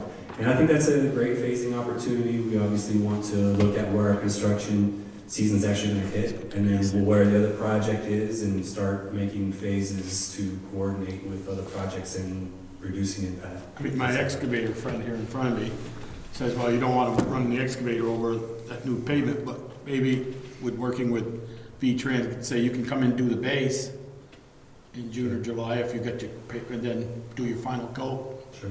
After your, I don't know, that's a lot of coordination. What you're saying, Joel, though, they would have all the sidewalk pavers up and all construction done, all they'd have to do is pour the concrete, because, I mean, I wouldn't want to set the granite and then have to pull up everything else and re-grade.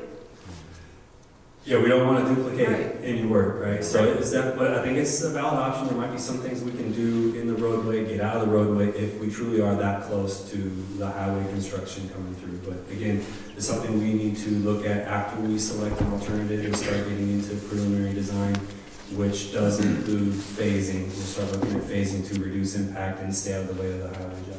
It's gonna make a big difference on who bids it too. That, yeah, that's always a consideration. That's why we want to be very clear on traffic control requirements, phasing requirements, etc. Obviously, whoever is residenting the project for the town, maybe it's the town or somebody else, will have the opportunity to change some of those things. But we'll be very clear. We'll try to be very clear in our plan sets that we put out for construction. When does the spring construction season begin? Is it May 1st? Is that? It seems like it's earlier and earlier every year. Let's see, Brandon Segment 6 started in February. Yeah, so it really depends on the winter you have, and the willingness of the contractor. I think May 1 might be a little late in this case. Yeah, I wouldn't have any problems with them getting going by April. Let's see, when did we get out there and we saw all the snow gone from the sidewalk? It was not February, maybe March. We saw the snow gone. Yeah. It's supposed to be back tonight. Yeah. So it seems like with option A for the originally what your scope of work was, we would get the stamped concrete, we would get granite curbs reset and new lampposts, but we would pretty much have the exact same problems we have, especially with the south side with water on the sidewalk. Like, You're right. we can't fix that with going with option A. Is that correct? Alternative A just replaces the stamped, or the brick pavers with stamped concrete and resets the granite curb. And we'll try to adjust some things there to the maximum extent possible. But your drainage issues that you have at the center of the sidewalk to the edge of the sidewalk, we would not be able to address those. And with those drainage issues, you get right back into your freeze thaw, which creates settlement, which creates lean in the granite curb. So I'm not too sure how old this corridor is, but it would just be a matter of time before somebody else is up here giving you some more alternatives on what to do with the downtown corridor.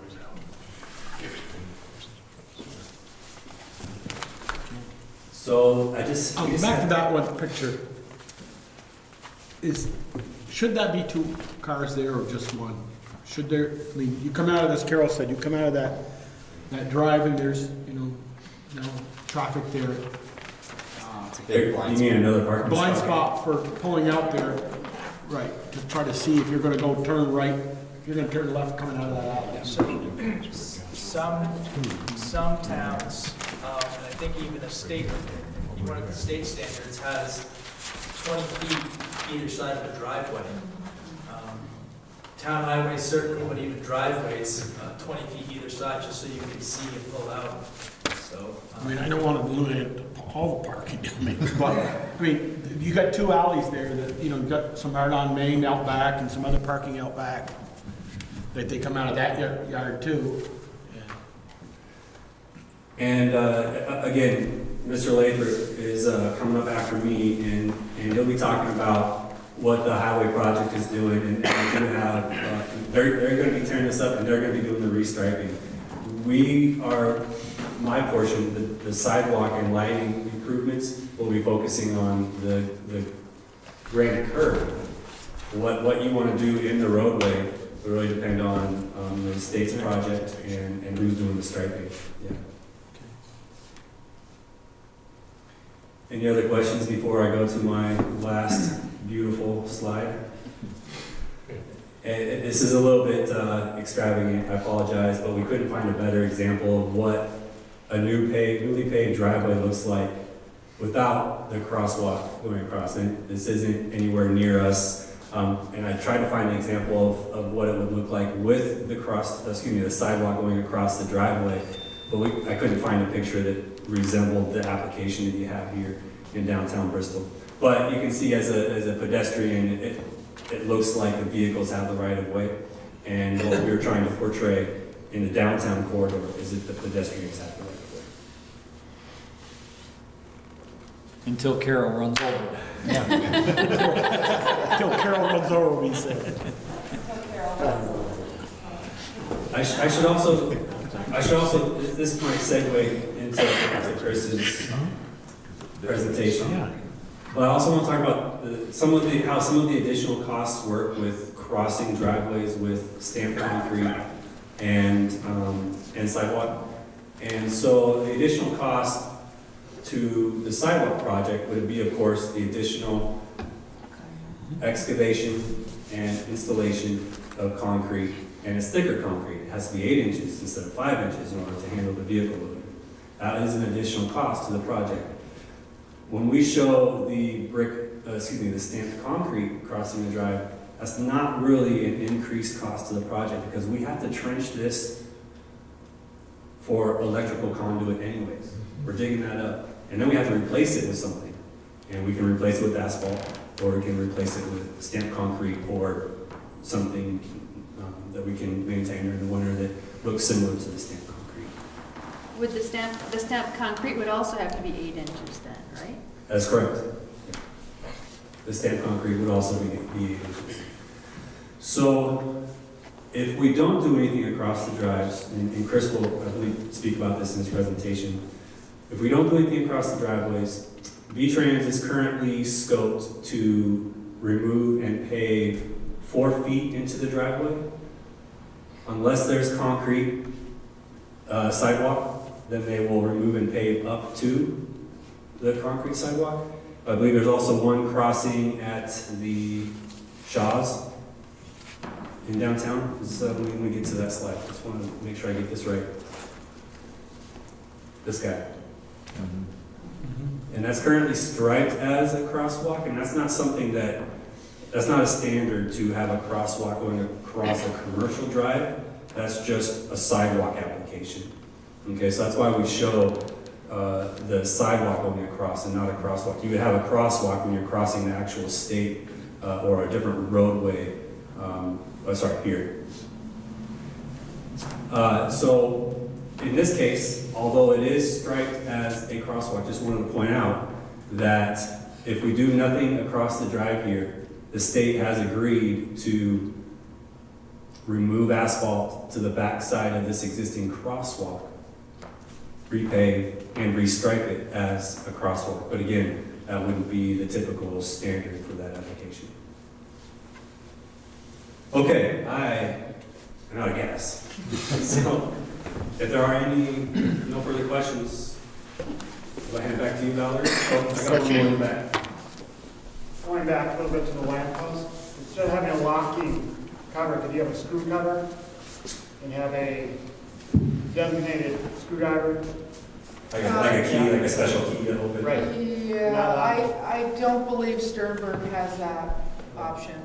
And the other one real quick was the lamp post pier, had no footer to it. Oh, yeah, you mean the base? The base, Yeah, the pier at the key. The concrete base is gonna go down 6 feet. Right, but you need a base for it, frost will grab the pier. Absolutely, yes, it's all reinforced with rebar, yeah. Yeah, the one thing, one item we're not Down the showing. base, so it doesn't You do, fall. yeah. There you go. Yeah. There's your entire Yep. I think foundation. what Larry's getting at, the base has got to be like a third Base bigger has at the to be bottom, wider than the pier. or it'll just be like a snow cone chucking up in the frost. There you go. The precast base are pretty much 18-inch diameter, and Yeah. there's no bottom on them. They set and, Not worry about it, because they're so heavy, frost will Right. grab. Yeah. Okay. Got it. You can Sternberg offer a non-ferrous base plate. That's usually what fails, the base plate. So a aluminum post and then a non-ferrous Oh, stainless that steel. either absolutely is it's very thick, I wanna say it's 5/8 thick steel plate. But with a- non-ferrous. Yes, You can get a yes, stainless steel. yeah, I'm pretty sure that is standard. Because that's the major failure. Aluminum post is great, but it's It the is, base it that is fails. absolutely solid with, I believe there's 6 anchor bolts around Are that. the bolts stainless steel too? That's it. Yes, We had yes. some rust out. Yes. Lamp post Yep, fell yep. over. Stainless steel is what we would specify. That's what I typical. tried, stainless steel, Absolutely. non-ferrous, right. Yes, I know yep. the looks. Okay, well, thank you again, and we look forward to hearing what your alternative selection is. Maybe it's one of these three, maybe it's a combination of the three, or maybe it's a fourth alternative that we haven't considered yet. So, thank you for your time. Just the last, down through the Wallace and the Bobcat, did you shoot grades all the way down, or all the way down that sidewalk? We did. The rest of it pretty good, or just that section? The entire southern sidewalk is in pretty rough shape, and it gets, there's a couple of areas that may be salvageable, but it's just, by the time, if you're gonna go with alternative B or C, it's gonna be more efficient to redo the entire south end. But if we're doing alternative A, there's definitely some sections that we would try to leave alone as much as possible. We just showed you a couple of sections on the beginning of the sidewalk, closer to the intersection of South Street. But in front of Hatch 31, it's pretty rough down there as well. Thank you. Okay, should I hand off? All right, thank you, everybody.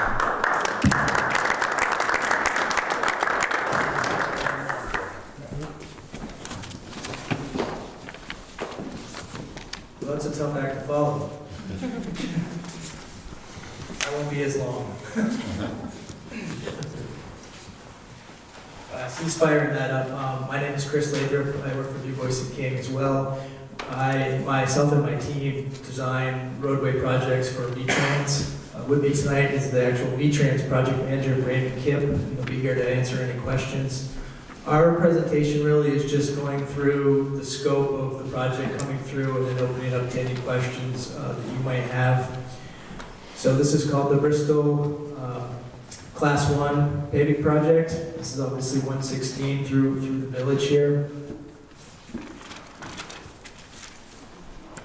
This segment is what you consider a Class 1 town highway. And basically what that means is it's a state highway that is controlled locally, maintained by the municipality.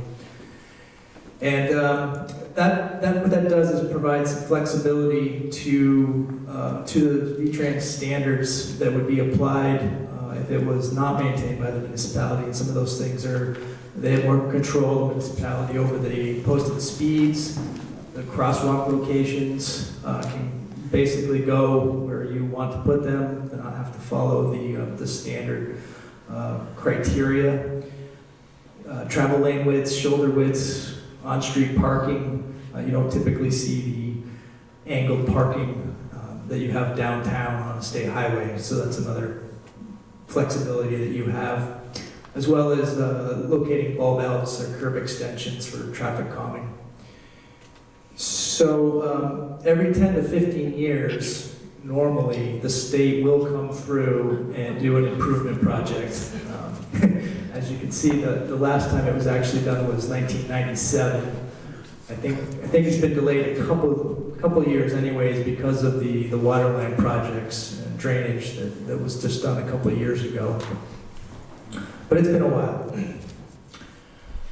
The project limits go from Airport Drive, which is where the Class 1 starts, and where the Middlebury Starchboro project just ended at Airport Drive, top of Stony Hill, and proceeds to just beyond the Lord's Prayer Rock, and that will fill in the gap of the freshly paved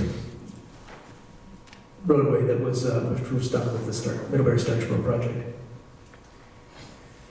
So the project scope generally is limited to the following. Obviously, the paving will come through. The typical application is to come through in cold plane, 2 inches of pavement, edge of pavement to edge of pavement, or curb to curb, depending on what application you have. And then we'll come through and do a 1/2 inch leveling course, which will level out the road. It will fill in the ruts. And then we come through with an 1.5 inch wearing surface. So generally speaking, the elevation of the roadway will be the same when it's complete as it is today, just smoother. As far as aprons to the town highways or the local streets, we will cold plane back 25 feet and repave that, and then we'll have some pictures later here, but be able to put down the pavement markings, the stop bars, the crosswalks. As Jeremy mentioned earlier, driveway aprons, the typical is to go back 4 feet. There's a few gravel drives, most of them are paved in the village, but so we would cut back 4 feet, cut that pavement out, and put a new 4-foot apron. The exception to that is portions of the project have sidewalk running along the roadway, and if that is within 10 feet of the existing edge of pavement, we will pave back the 10 feet right to the sidewalk.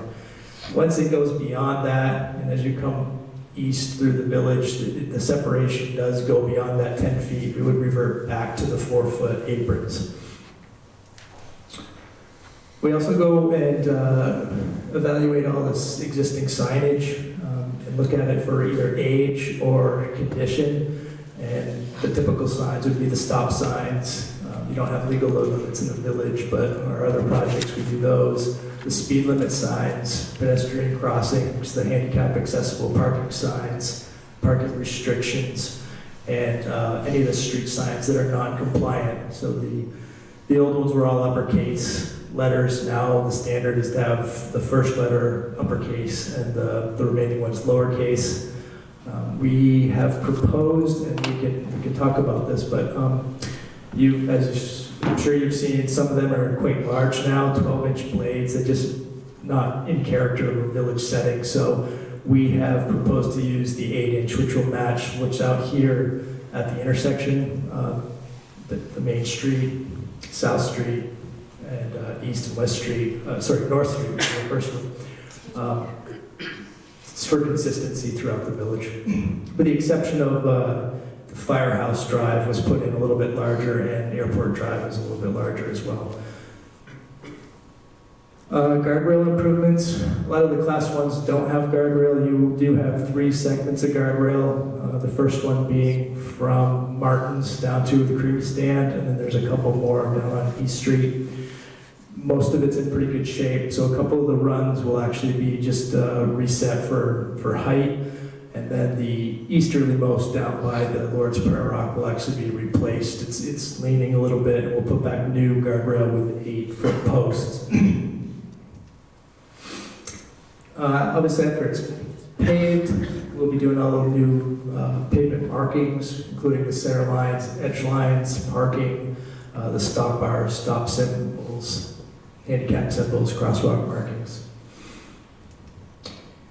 Drainage improvements. This is where the projects are, the class 1s are a little bit limited in scope. We are only allowed to adjust the rim elevations of the existing structures. If they pull the tops off and there's the concrete's not in good shape, we are allowed to rehab those, repair the concrete, and put back brand new tops and grates, or frames and grates, excuse me. So just to be clear, there would be no new drainage culverts or structures. So if there's any drainage improvements, and I know Eric's been looking at a few for this summer, those really should be done in advance before we come through. Parking, as part of these projects, we have to go through and do an evaluation of the parking situation. This is where, go back to my first slide, I'm talking about the class 1 where you have a little bit of flexibility.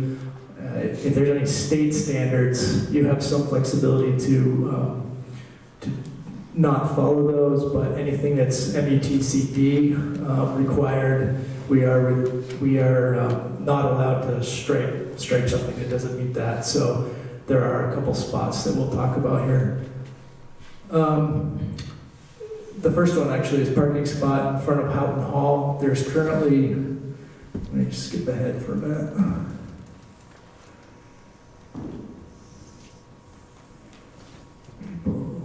Okay, so this is Houghton Hall. There's currently 4 striped parking spots there today. Currently the handicap spot is the easterlymost. This is a location where, based on METCD, you cannot put a parking spot within 20 feet of a marked crosswalk. So what we're proposing here is to eliminate the westerlymost spot. There is a little bit of a dashed island there today. We're extending that by 1 spot. And then moving the handicap spot over closest to the walkway to Houghton Hall.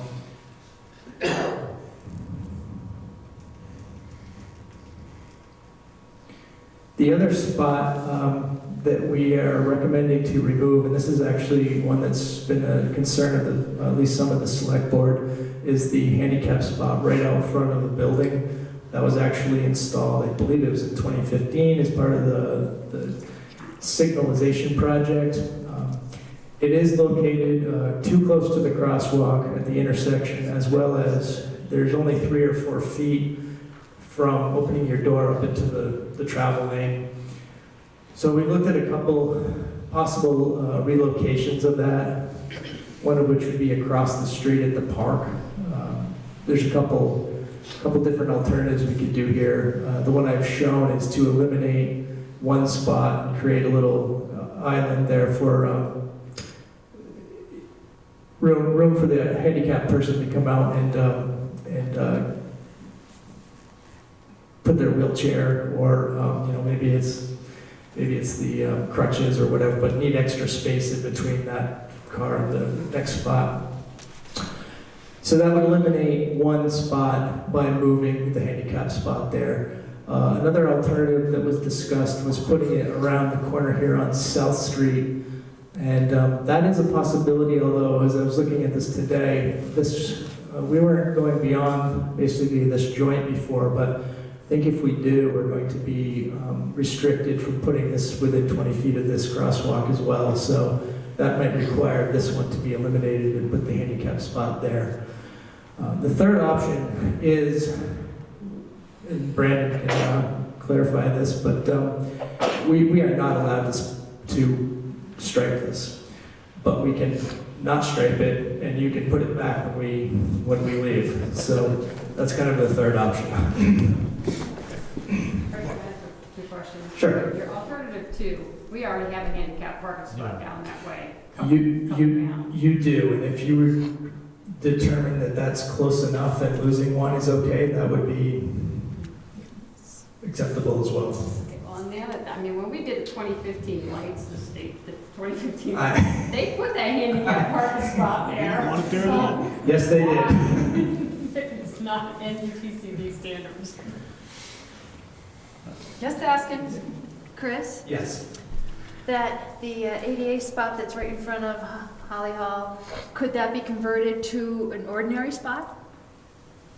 Not sign it as a... The other one out here? The one that you've got blocked off right now. hashed out. The one you got alternate two. No, it's not compliant for a parking spot. Period. People are gonna park there anyway, but. Chris, when you said alternate one, you said there was an island on the left, you meant a striped, not a raised island. No, Just a stripe. the 5-foot hatched area, yeah. So I'm just going to quickly flip through the actual plans. I know you can't see these very well, but this is the beginning of the job at Airport Road. You can see the signage on there. You can see the striping. You can't quite see, but some of these are actually being retained, and some of them are being replaced depending on, again, on age or condition. These plans are on the town's website, on the select board minutes, agendas section of the website. And I did bring a hard copy to leave with you as well if people want to stop in and look at them, or we can look at them here if anyone has any questions. This is Firehouse Drive. Those are brand new signs. The only thing we're doing there is a new mile marker plaque. You can see the Liberty. Yeah, Liberty. Got the crosswalks, the new stop bars, stop markings. Proposing to replace the police department sign there.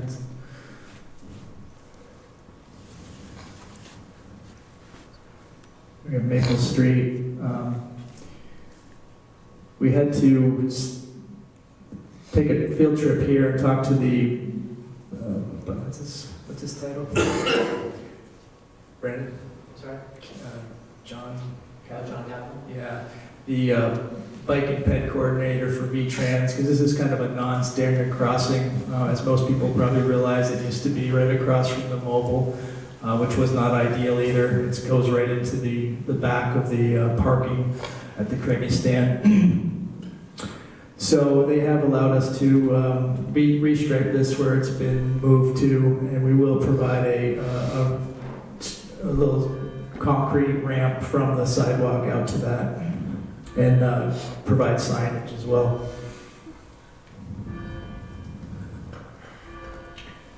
So this is in front of Houghton Hall again, Catholic Church. We also will be restriping the handicap spot in front of the Catholic Church. There was some question if we could do that, but another thing to note is in front of the post office, we are currently proposing, at least for the preliminary plans, to stripe 3 parallel parking spots. And we talked with Valerie and Eric and V-Trans the day we walked this, and really proposed that someday you should have a project here that reconstructs this sidewalk and provides maybe a raised island and parking spots there. 3 parking spots behind the pole that's stuck Well, it's there? actually, the pole is actually right there. So there's quite a bit of pavement there. Be the intersection right out front. Can you talk a little bit about in front of Champlain Farms and the pond that is... My pond? Yeah, Joel's pond. And how this paving project might be able to address some of that drainage? Yeah, so I think we're going to be limited to, it's kind of in between slides here, but you're referring to right in here. Yeah. I actually have a note there, which is about, I think, all we were going to be able to do, which says existing ponding location, contractor to shim to allow positive drainage. So there's just a little bit of a dip there, and I think it just needs to be leveled and to allow it to run down the actual gutter. I think we basically left the parking stalls in the downtown untouched. We had to shift them a little bit because of close proximity of the fire hydrant. As Jeremy spoke earlier, we are striping across the driveway by covers. However, that is a non-standard. You don't typically put them across a commercial drive, which that really is. But V-Trans was okay with that, but definitely recommended that a future project properly just puts the concrete right through. Chris? Yes. So you say it's a non-standard, so what are the options? Is stamped concrete or something similar with proper sidewalk? Is that the only thing you can do because it's a commercial drive? The V-Trans standard would show concrete going across private or commercial drives. Yeah, and crosswalk markings would be limited to a town highway or street. Okay.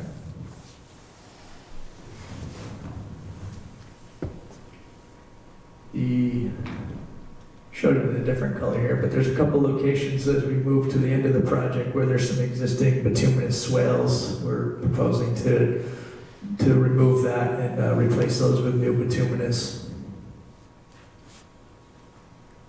Question. Yes. So we talked about this when we did the field trip, walking around. So the National Bank has a bump out for that crosswalk because we did a project there that sort of put that in. Can we get one on the other side? We talked about that a little bit, and there was some discussion. And in one of your previous slides, you talked about adding possible bump outs for crossings. What are our options for that? Yeah, so I meant to actually put it in a picture. I don't know if you can picture Virgins has a couple that are actually what I call island style. They're not a continuation of the curb and bumps out and comes back in. It's actually constructed separately, about 18 inches away from the curb line, so it leaves a trough through there for the water to maintain, which, as you know, was one of our concerns here. Depending on the geometry of that bump out, I think you're going to create a ponding. So that is definitely an alternative to look at there, and we've been kind of talking back and forth about schedule and whose project that would make more sense to go in, and that's one thing with your different alternatives. If you're going to be reconstructing the sidewalk through there, I think the island should wait until that's done. So either be done with it or done after it. So we just make sure, I think Brandon and I talked about this today, we want to make sure that your project has been constructed for us to put it into our plans. But it's not a big deal to put it into our plans at the final moment either, as long as you guys have gone in that direction and it's built. That sound correct, Brandon? Yeah. So Chris, in there, I asked about in front of Art on May. You have 2 parking spots there? Oh, yeah, thanks, Joel. Yeah, so that is not ideal. I mean, it really should be 1 or none. But again, as I go back to this class 1, I think you can replace those if you want to, but certainly if there's an issue today or a concern, we can reduce that or eliminate. Well, wouldn't that be the same as the 2 in front of National Bank? Yeah, well, the National Bank, there is this, one of the standards talks about, and it's unclear, they're kind of some of them are documented, some of them are just talked about. They don't have it all in one location right now, but I think generally speaking, at a bump out, which is already there, it can be parked within 10 feet. This one is questionable. Again, if it's should be 20 feet from a driveway, or in that case, a commercial drive, technically that probably shouldn't be there either. But municipalities, like their parking, that's like the lifeblood for the businesses, right? So that's really a decision for you if you want those to go back or not. Hey, Chris, for the crosswalk to the left of the bank, so that's a big issue in terms of the cars actually scraping. How much, sorry, to the right. Oh, yeah. So because of this, how steep that drive is, there's a lot of cars scraping their bumpers and stuff like that, just pulling in. We haven't actually, it hasn't been striped, I think, in a few years for a crosswalk. It also doesn't line up perfectly with the sidewalk that comes after it. How far will you cut into that to try to fix that? Is that just the 4 feet, or would that go more? As we currently show it, we're going back more because we're striping it. Okay. Yeah. I'm just gonna guess that that's probably 8 to 10 feet. Okay. So it seems like it will improve what's there currently. Oh, yeah. Okay. And just some signage, the continuation of the bituminous gutter down through there. As we get down a little further, I think it's still in there. We are currently showing some underdrain. This is a little area, as most people know, that's very flat and water ponds. And in an attempt to help that, again, going back to we can't put in new drain structures, we were allowed to look at putting in some underdrain. Bristol sits on gravel. It always amazes me that there's ponding down there, but I think it's just all the silts and stuff that has built up over time, and maybe if we even just cut that off, the water would disappear. So I don't have a detail of this, but basically we were proposing to trench, I think it's about 24 inches, put in drainage aggregate with 6-inch under drain under it, and tie into one of the existing structures. Unfortunately, that structure we have found since to not be draining. So, I don't know, Eric, do we know yet if you're going to have any projects down there this summer or not? Not yet. Okay. So we're currently showing that, and hopefully that would help, but that's contingent on this drainage structure actually taking water. So that's the whole area like last week when we had all that rain that, you get pond from. Correct. Yeah. Chris, where would that start? At Mountain Street or? Not quite.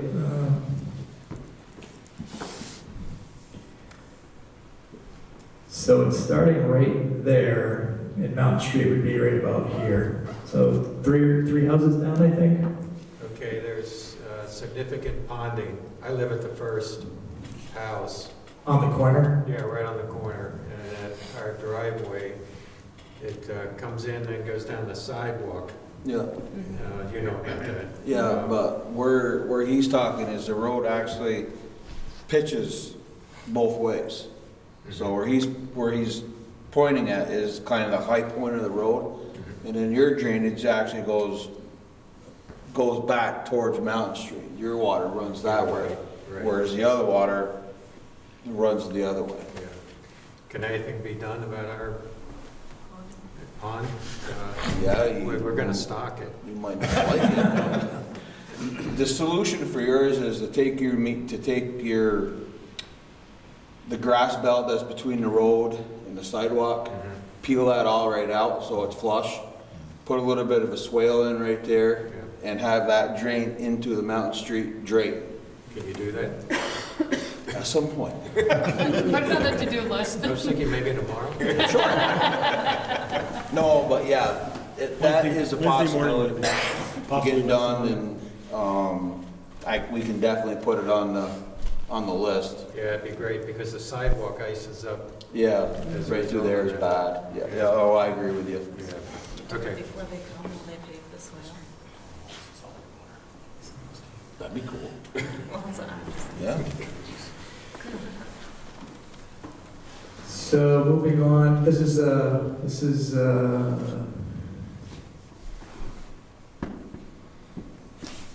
Drake Smith Road, yeah. And this is where we are proposing new guardrail from there down to the end. And you got the Lord's Pear Rock.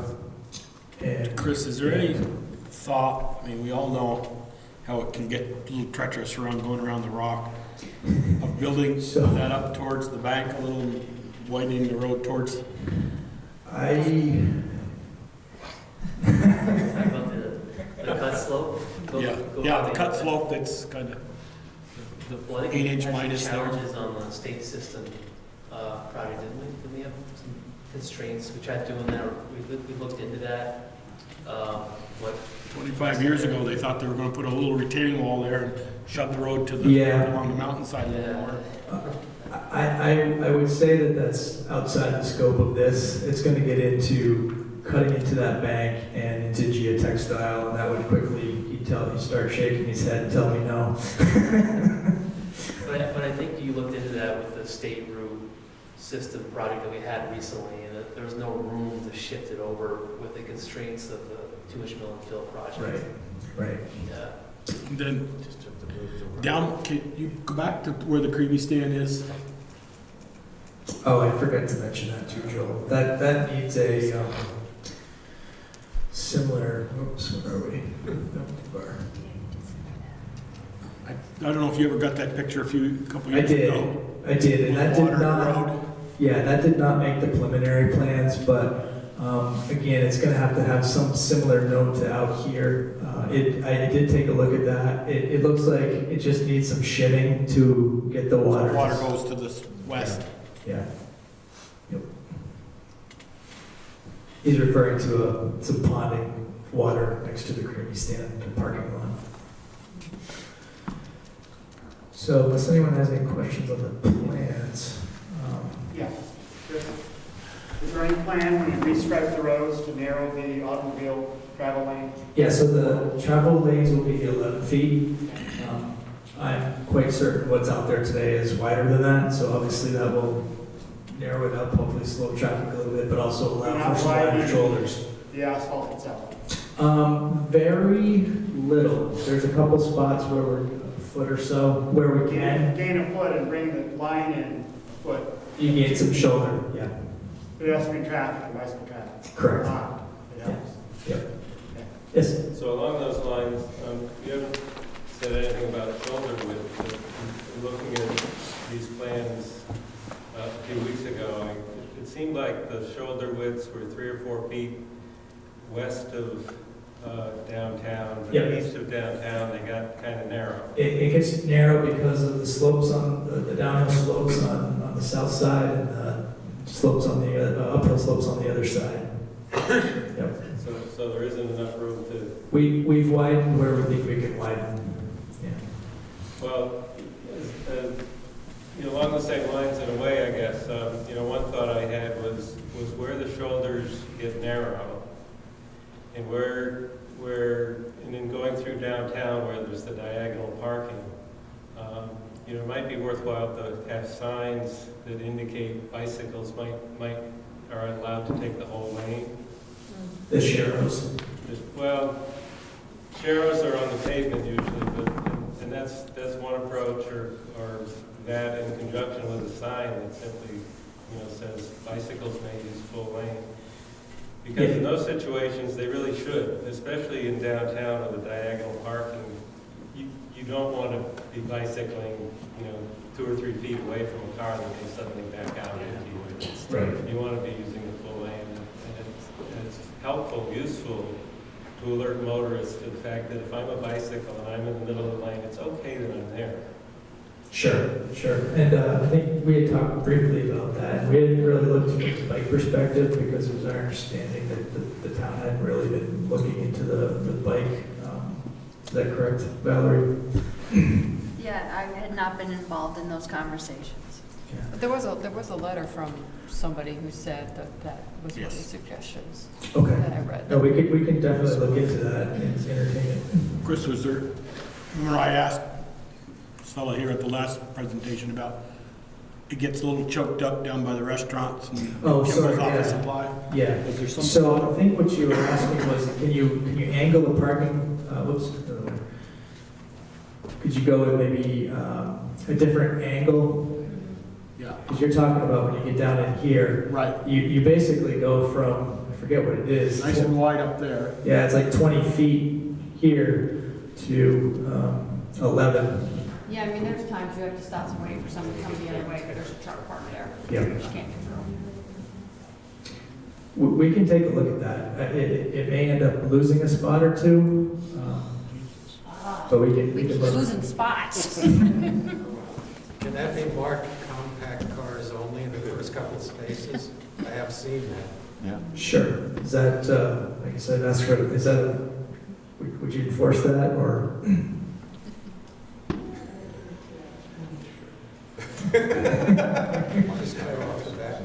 Bruce, would you enforce that? I still don't. He'll take out his tape measure. 1 inch, 2 What's a lawns. compact car, right? So one question I do have for the select board is we were doing the signage here. Is the handicap spot intended to also have the 2-hour parking? I think by law you can.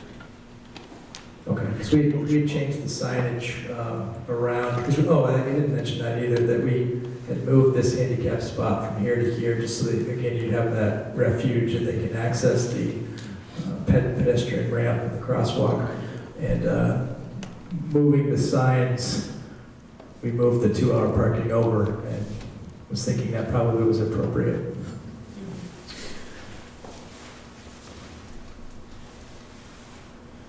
So one thing we wanted to touch base briefly on was the entertainment of having the contractor work at night, at least through the downtown area, for a couple reasons. Obviously, one is the local businesses, so they're not disrupted as much during the day, as well as they'll have to not park down through there, so there'd be less cars or less people displaced, which should be limited to the people that park there that have the apartments overhead and such.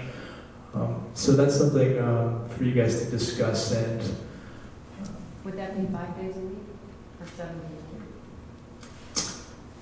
well, those are things that can be put into the special provisions. I'm just thinking about all the people, the residents up above that are going to be like wait all night long to work. Oh, sure. So typically they wouldn't work on a Sunday, but it could be 6 days. Yeah, usually 5 or 6 days. Yeah. We'll see. And that would be like 7 p to 7 a.m. Yep. How many days do you expect the project to take? Weeks? I don't Months? know. No. Well, Not over 2 years like the Starksboro Midway one? No. Or 3 years? That was 19 miles. Yeah. we have a class 1 project in Island Pond this year. It's about the same size as this class 1, and they've begun milling, and they were put down shim, the first lift pavement. And it looks like their paving will be done by 4th of July. So I think this second could probably be done in like a half of the season, which is like April 15th to July 4th. So what is that? It's, 4 months.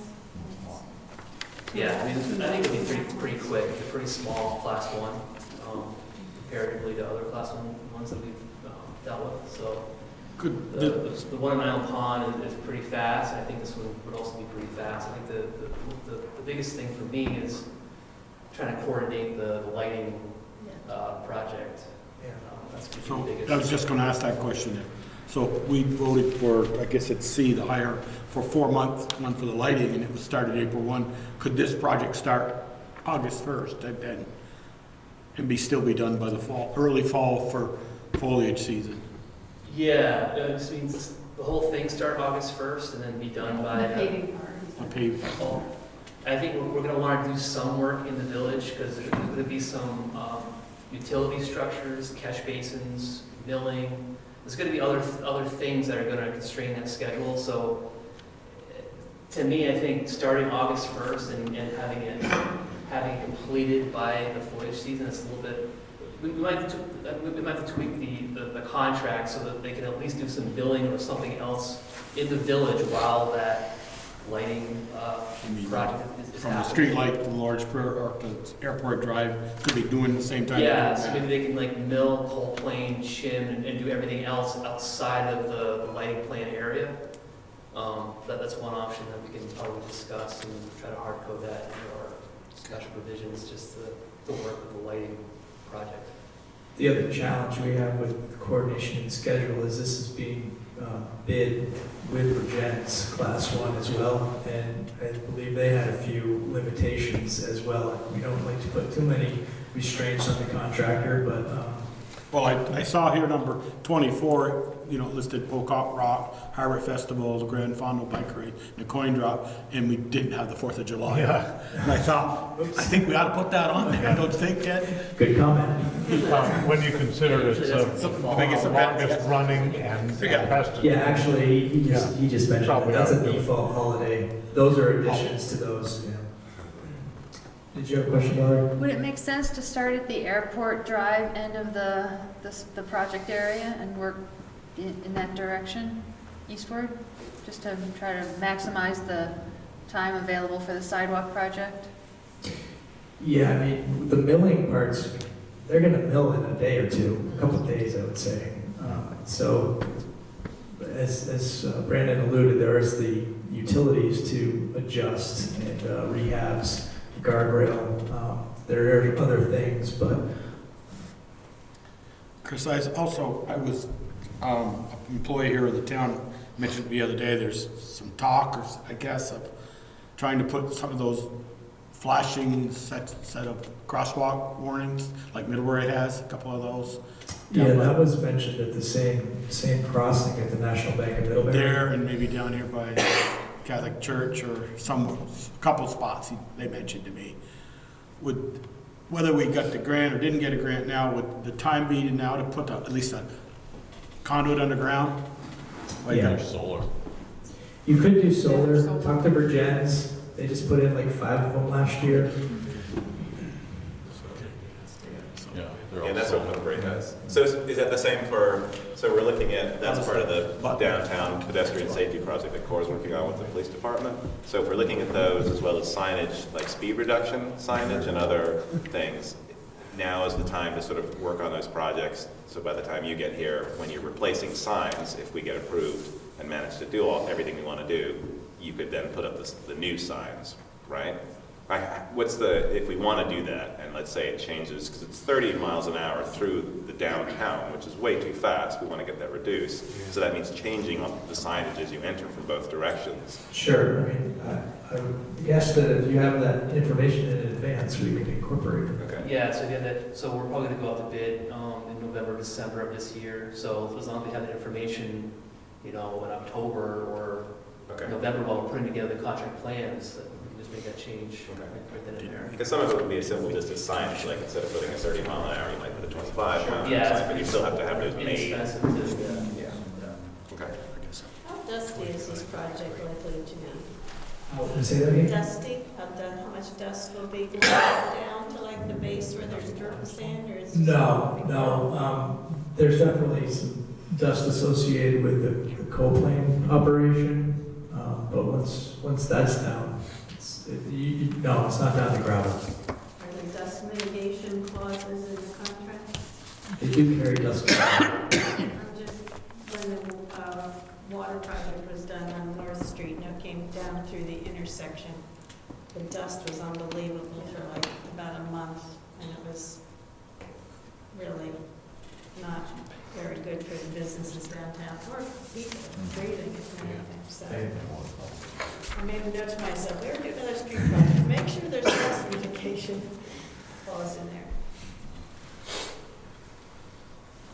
So I guess before we switch, we'll want to talk to you about your thoughts on incorporating that into the project or not, as far as may work. Does that mean 24-hour or just at night? No, that would be setting times such as like 7 in the night till 7 in the morning, or I mean, you have flexibility there, but. And I just threw this in here. This was one that we did several years ago, probably 6 years ago in Northfield after it's done. Some bright shiny pavement, new markings.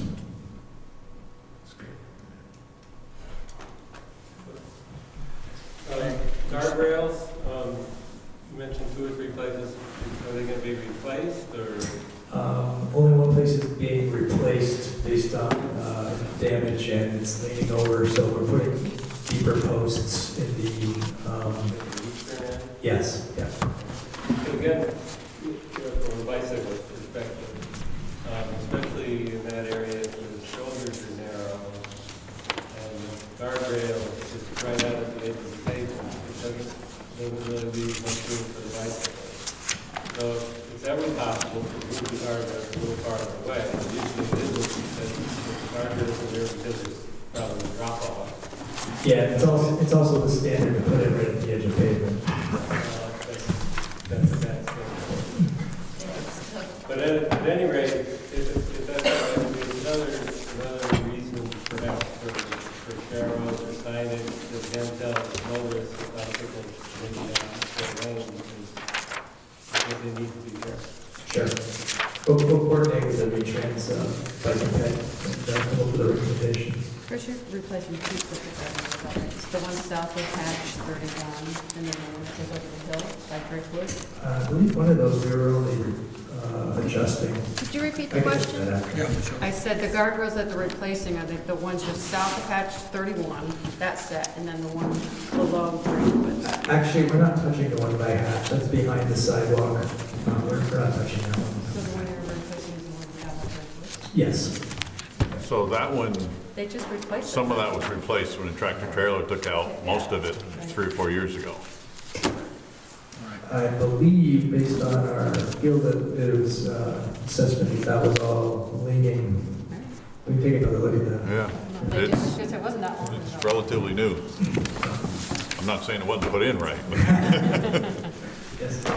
So I live in Lincoln, and for better or for worse, we have kids who ride their bikes down River Road, make a left onto 116, and then end up at the high school. And if you've ever seen that, it makes you shudder. So I don't know what can be done, whether it's part of this project or another project, but it is a accident waiting to happen. There's just no doubt in my mind.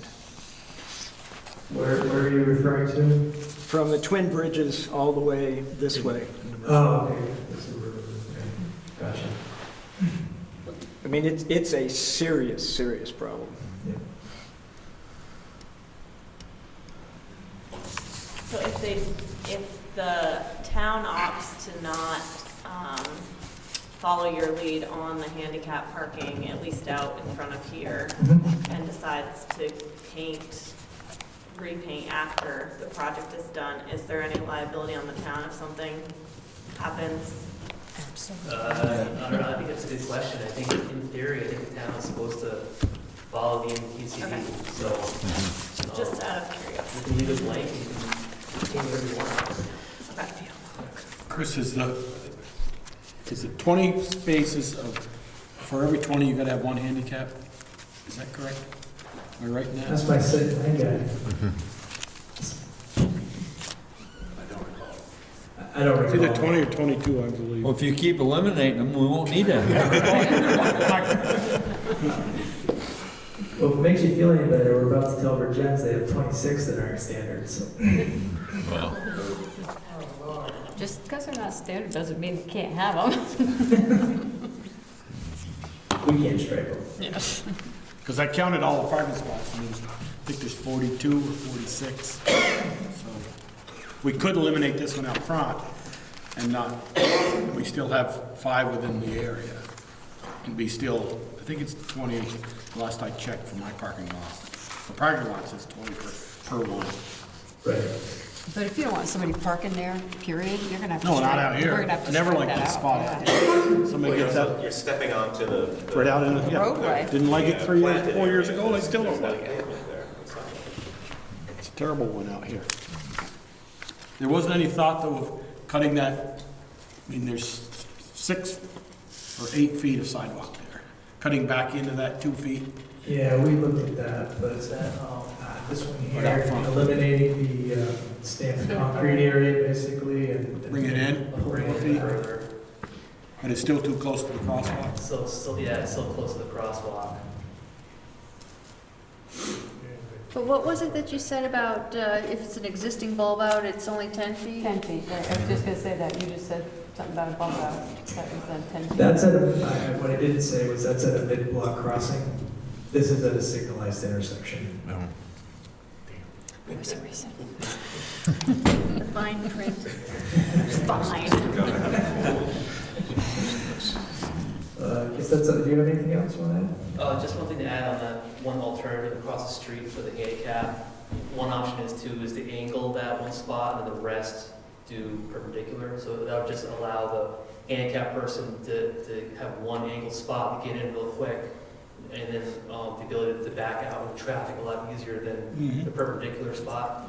So that's one option if the town would want that instead.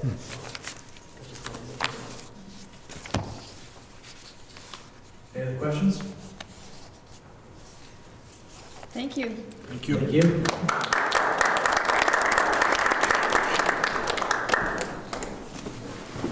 Chris, when do you need to know what the select board decides? I was going to ask the first presentation, the same question, wouldn't you? Sooner than later. ASAP. As it is going with Virgins, we are quick behind the original schedule with Virgins. They have a truck study, a 22A truck study. Didn't they just pave that? Didn't they just pave Main Street last year? They didn't know we were coming. We did. That's why ours is done.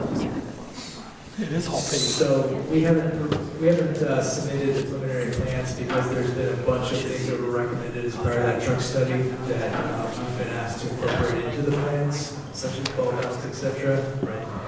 So we are providing those plans on Friday, and then returns will have 4 weeks to review those. Consider your complaint. Technically, I guess within 4 weeks would be great because then we're going to be able to get the 2 plan sets together for the next submission of final plans. I thought Court Street, Middlebury was also going to be in this, no? We are also doing the Court Street and 25 and 30, but those have been pushed a year. So my question was going to be, is there any possibility that this project could be separated from the Virgins project if it would help simplify things? What would the advantage of that be? I'm sorry? What would the advantage of separating? Well, if Virgins is becoming complicated, and if it kind of bumps into this one, or has the potential to delay this one, you know, is there an option to separate them? Yeah, that is an option. We don't like to do that because we get better prices if we get 2 projects combined. This kind of paving is really expensive. It's about $1 million a mile to do this kind of paving, whereas it would cost us about $300,000 a mile if we were to do it on the regular state system. It's just the environment that we're in. We're paying high prices to do this kind of work, so having them together, there's some advantages from a cost perspective because of the economy of scale. What's if we said start the gens and get that, so we could get our project started for lighting for Du Bois and King, and most of ours done, and then come in here right after the. Yeah. I think there's some flexibility from a contract perspective to put language in there that can provide more flexibility to get your lighting segment done, so we can do the paving and cold planing after the lighting segment is completed. I just hope that the lighting segment doesn't somehow slip and then lag into our project, but You guys got that we'll have to just coordinate and try to do the best we can to put the best language in that contract as possible. But you're right, though, that they might start in Virgins and get that work done first, and then kind of let Bristol be until the lighting is taken care of. At least out of the roadway, so to speak. Yeah, yeah. And we might allow them to do the structures, adjust the valves and the structures, and do pole planing outside of the lighting area, just so that their schedule is doable in that time. And then when the lighting project's over with, that really, how long of a strip is that, the lighting segment from here to? 300 feet? Yeah, and then once they're finally done, they can come through and do that paving. I mean, they have to remobilize their equipment to do that one small strip, but that's part of doing class 1 projects. Well, and it may all just work out timing-wise. Yeah, I mean. All right. Thank you. Thank you. Thank you, Thank you guys. guys for coming. Appreciate it. Thank you. All righty, we've got a few more things on the agenda here tonight. Oh, heads up with proposed upgrade of the town green sound system wiring. It's in your packet. Totally, You you had had copies, but you didn't give them to me to put I in gave the you a packet. copy. What? Yeah, I was gonna bring these tonight, yeah. Wow. Keep us all in the dark. Yeah. Anybody want a color copy? Yeah. From my- You can see better. Yeah. Move on the end there if you want. Well, what you get to see is terrible pictures taken from my crummy camera. We get the idea. Yeah. Okay, so several years ago, we put a sound system on the park. And it got destroyed. And at that point, I gave up on it. And I now see the benefit to having it, so I'll pick it up again. So the first page is the trees on the front of the park on West Street. There's that many trees? And, huh? There's that many trees? There are that many trees. And the position of the connections for the speakers are shown with the red lines or probably black lines if you didn't get a color copy. This is slightly different from the way it was. The last page shows you how the system was configured. I brought the connections into the circles around the trees and had them essentially buried with a weatherproof cap over the top. Well, come spring, when the guys that do the lawns came in with their shovels to make the circle again, they chopped through the conduit and chopped through the wires in 3 places, and that kind of did in the whole system. Go back to the first page, and the reason I want to put the main line on the street side is that the last time we did it on the back side of the trees, and taking a ditch witch in there and trying to recreate that. I'm afraid we're going to run into the old wires. It'll take us a day to unwind the wires that we run into with the ditch witch. So I wanted to do it clean. Yes, I will not put a spade in the ground without calling dig safe. And I had thought, rather than put separate areas for connection, I would put the connecting points, and on the third page, put the connecting points in the circle around the trees, similar to what you see on the third page, but shorter. So are you saying, so they'd be in, I'm sorry, Val, they'd be in the circles, Yes. but up this high, not down low like they were? And on a post. On a Maybe a post, post. on a 4x4 post. And so for this, I would talk to John Swepson about taking a post hole digger and going into the circle. We're going to encounter some roots, and just get his take on it. If we're going to damage the trees, then no, I won't put them in the circles. And you need 4 of those? Yes, there are 4 speakers. The speakers are mounted on tripods, and so the only part that would be left at the end of the celebration would be the permanent posts with the connections on them. So they didn't get dug up. Hmm? So they didn't get dug up. Yeah, because 3 out of the 4 of the ones that I put in years ago were instantly destroyed. Did you have a chance to talk with Meredith about the plan? Yes, I did. I talked with her this afternoon at length, Okay. and she liked it. Okay. Ted, where's the start, by the cannon?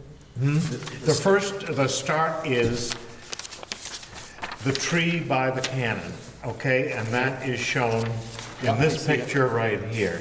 Yeah. You can see the World War I memorial. This tree would be the one that, Of how the level? first That have the post 110 in? would be, huh? Okay, that would have 110 on it? No, it's the speaker. Speaker. No, it's just speaker. Okay. Yeah. And the only reason for that is that the announcing booth, the announcing platform, is right next to the World War I memorial. And so I would go overhead to that first connection. And then the other speakers are just daisy chains.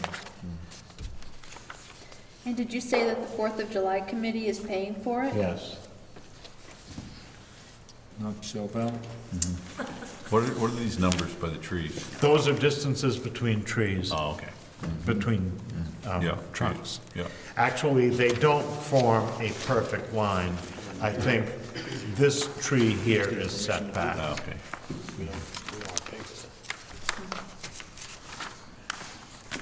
So how far up would the post stick, Ted? I would like to keep the connection boxes above constant snowboarding. Okay, that depends on the So winter. that could be 2 feet. 2, Well, 3 feet. unless we shoveled them out. Yeah. I mean, in the way they were, if you look on the last page, you couldn't find them in the winter because they were buried, and we always had to move the chips away to find the box. Until this happened. Yeah. And that's been sitting there for years like that. Ian? So how many years has it not worked? Several. You know, I don't like to think about that because I had so much time into this. To have it destroyed, I want to grab somebody by the neck and choke them until they're purple. I'll make a note of that. My question is, let's say that. Did you get that? If it hasn't worked for No, 5 I years, did. if it hasn't worked for 5 years, let's say, or more, At least. have there been complaints on the day about not being able to hear properly? Yeah, there always have been until we put this system in, and then it was fine. But have there been complaints in past years? Yes.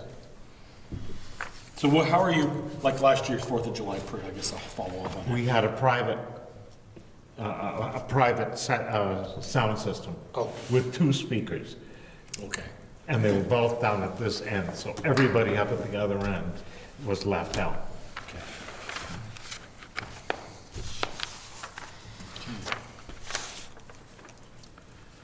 So you just want permission to do this work on the park, and the 4th of July committee is going to pay for it. Evidently. No, is that? Then I have two questions. I mean, I'm concerned about aesthetics and having 4 things, posts sticking out of the ground by the trees, or not in the trees if they're gonna damage the trees. My other question is doesn't it make sense to dig up the old wires? You're welcome to. Well, I'm not saying you have to do it, but I'm just saying, doesn't it make sense to take it back The up? conduit is busted in here in several places. It's full of water. The insulation has been skinned off some of the wires. I cannot get continuity between any of the connections. So how deep That- is this gonna be? How deep is the ditch gonna be? Oh, it's 4 inches?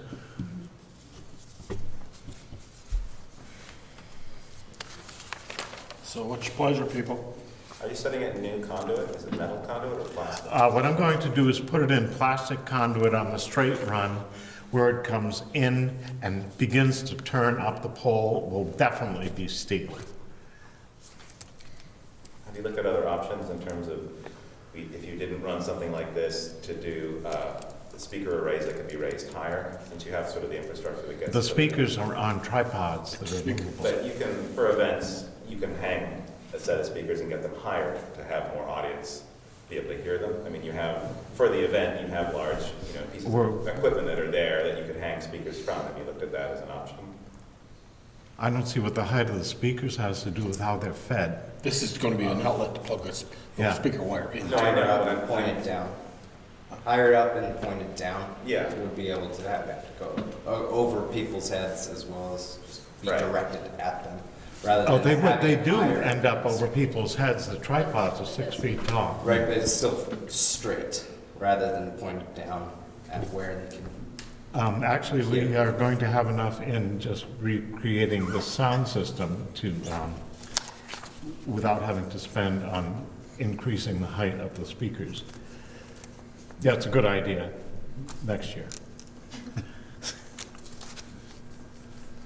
Ted,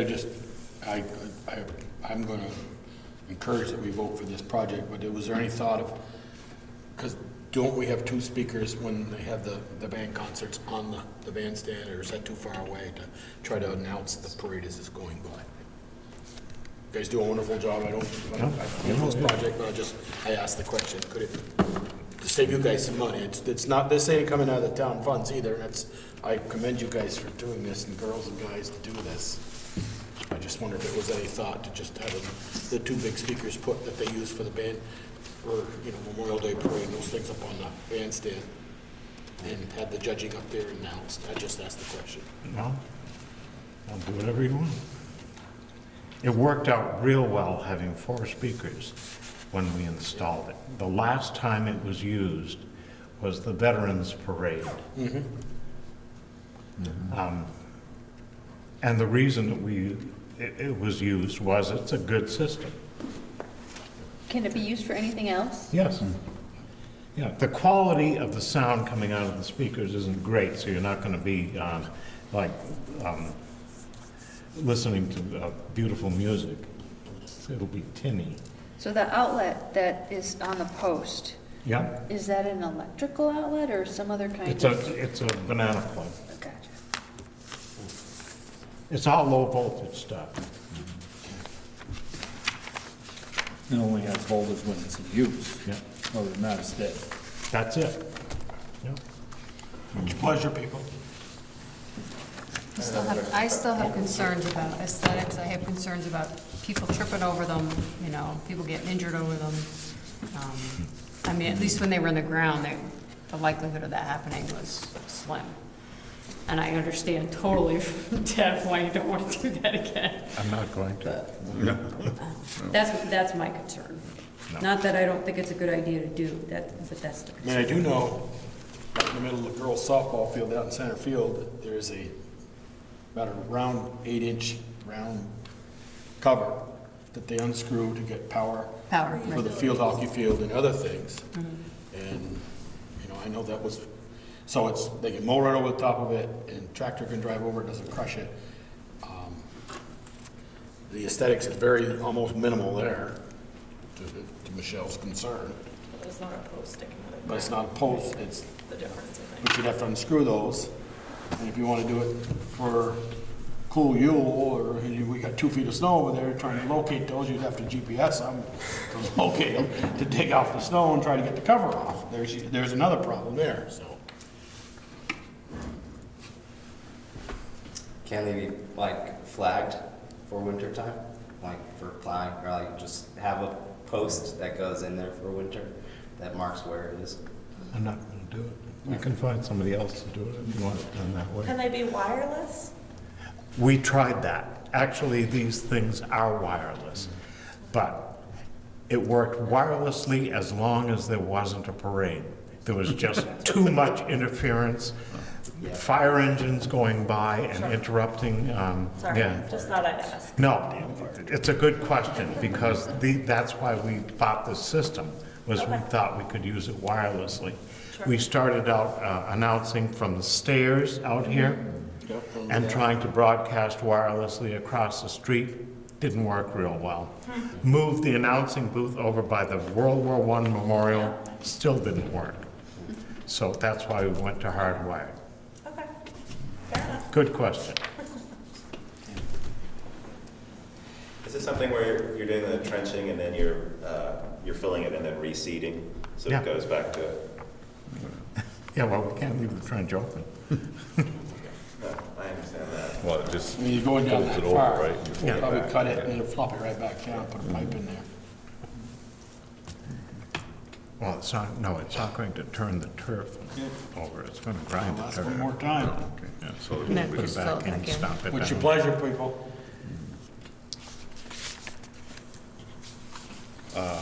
I'll make a motion that we allow the Fourth of July Committee to do this, and they work closely with our tree warden to aesthetically make that fit. Second. A motion and a second. You got all that, Tasha? To have them 4th of July do this with working with the tree warden. Any more comments?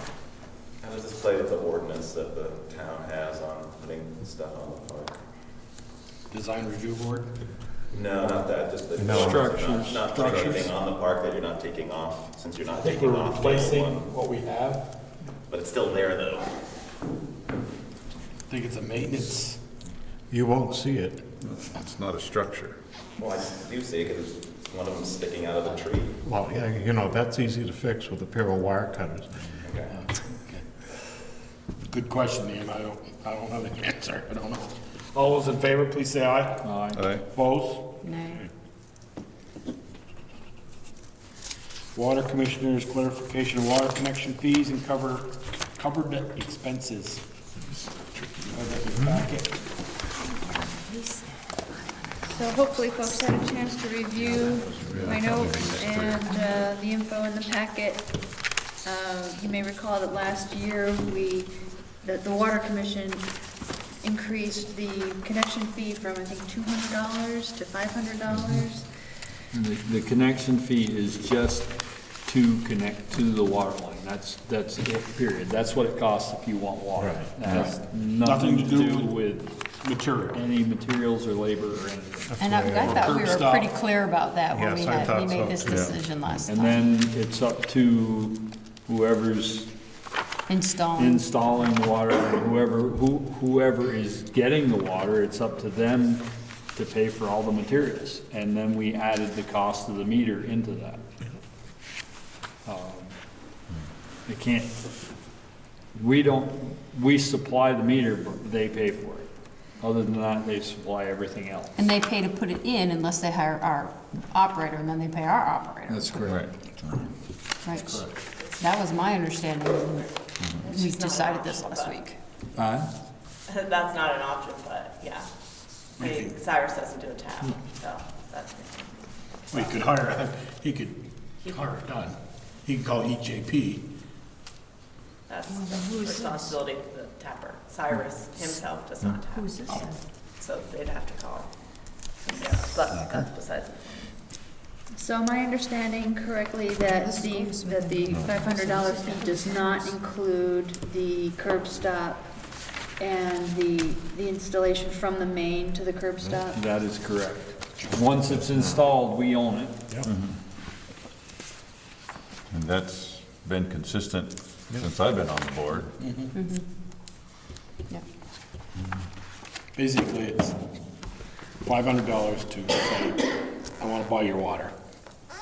So this invoice that we have here Have to is pay for for the the infrastructure. work done on North Street. Is that correct? Yes. So when it says 10 hours at $40 operator, that's Cyrus's time, correct? Correct. Right. So you said he doesn't. Everything's billed at cost. He has to watch. He has to. Right, so this is his. This is for bill to his, us for that them, we've already installed. paid. So everything is at cost. We For don't him. increase the cost of. Right. No, I was just saying that. We don't but make any that's- money on it, basically. But that's his fee for watching them install it and make sure it's done correct. For that day, but obviously with less tabs, it's going to be less time. And he obviously furnished the corpse and the curb You bought stops all that and, stuff from yes. EJP, and then we had to buy copper, and so I called and got the price per foot on copper and charged just what we used, and Cyrus kept track of exactly what we used. I think this is on them. Mm-hmm. The only thing we said that they could wait on was the $500 fee for each one once they connect on, then they have to pay that $500 fee. Once we turn the curb stop on. They pay $250 now, and they pay $250 when they hook up. That's what we said. Is that what we said? Yeah. I don't remember. Yes, it is. I That was my remember- concern, because here we are 2 weeks later, and it's already messed up. Right. So in 10 years, what's going to happen? So my question is, because the install isn't finished and you don't know when those installs are gonna be finished, who owns this part that just got put in the road? We do. We own to the curb stop. We own everything. Our that's in- install Even is though it's done. not finished? Our install is done. Even though the service isn't finished? To the house? That's correct. Correct. We own it now. Just We own so to the, if it leaks this winter, that's yes, on our us. paperwork says that we own from the main to the curb stop. After the curb stop, it's yours. Right. So it doesn't matter if it doesn't matter when it was put in, we own what's in the right of way. That copper line to the curb stop is That I understand. I charged. thought it said once the service is finished, so that's why my question is, with the service not being finished, They have to, because they won't run all those services because they're not building all the houses at the moment. Right. Who owns those parts? We do. We do. And if they want to hook on Does to that- them, water is They to those will curb pay stops there. right now. Yeah. They turn that main back on, there's water to those curb stops. I don't disagree, I'm just That's saying now that property I of thought town that the Bristol. ordinance read when the service was finished. The service won't be finished until a house is installed and the meters put in, would be the No, way that I the would. service is to the curb stop. Okay. That's all I'm, Yeah. are you gonna send them a minimum bill every, no, because there's no meter. doesn't matter, it's still a minimum charge. There's no meter. Yeah. I think that would be quite You right. think, you don't think that'd be quite right? So this bill here is for the work, all the material, and the time. They'll get this bill plus a bill for $250 for the first one, For all of them, for each of them. for 5 of them, times 250. Plus a meter, that does not include any meters. Right, but they haven't bought one yet, because they've not got nothing to put in. They're gonna get a Right, but I bill mean, so each time a meter is. for $1,250 beyond this. They've already $250 paid plus the that. cost of Right. the meter. Right. They paid that with their application. They're $1,250. Correct. So all they owe is this, and then if they get the house built this summer, and you go up and turn the water on, that's another two. $1,250 is half. Right, and you go up in August, they've got a house done, let's say, and They'll they pay said they want water. $250 plus a cost of meter. Yeah. Every time they build a house and install a meter. Okay, so, clear as mud, people? Well, I seem to recall, and maybe review the recording, but when the select board approved the connections and added replacing the existing copper line to have them all be consistent, I thought I heard just the comment that it would be on the town. The one, actually, you're right, the one that was existing is on the town.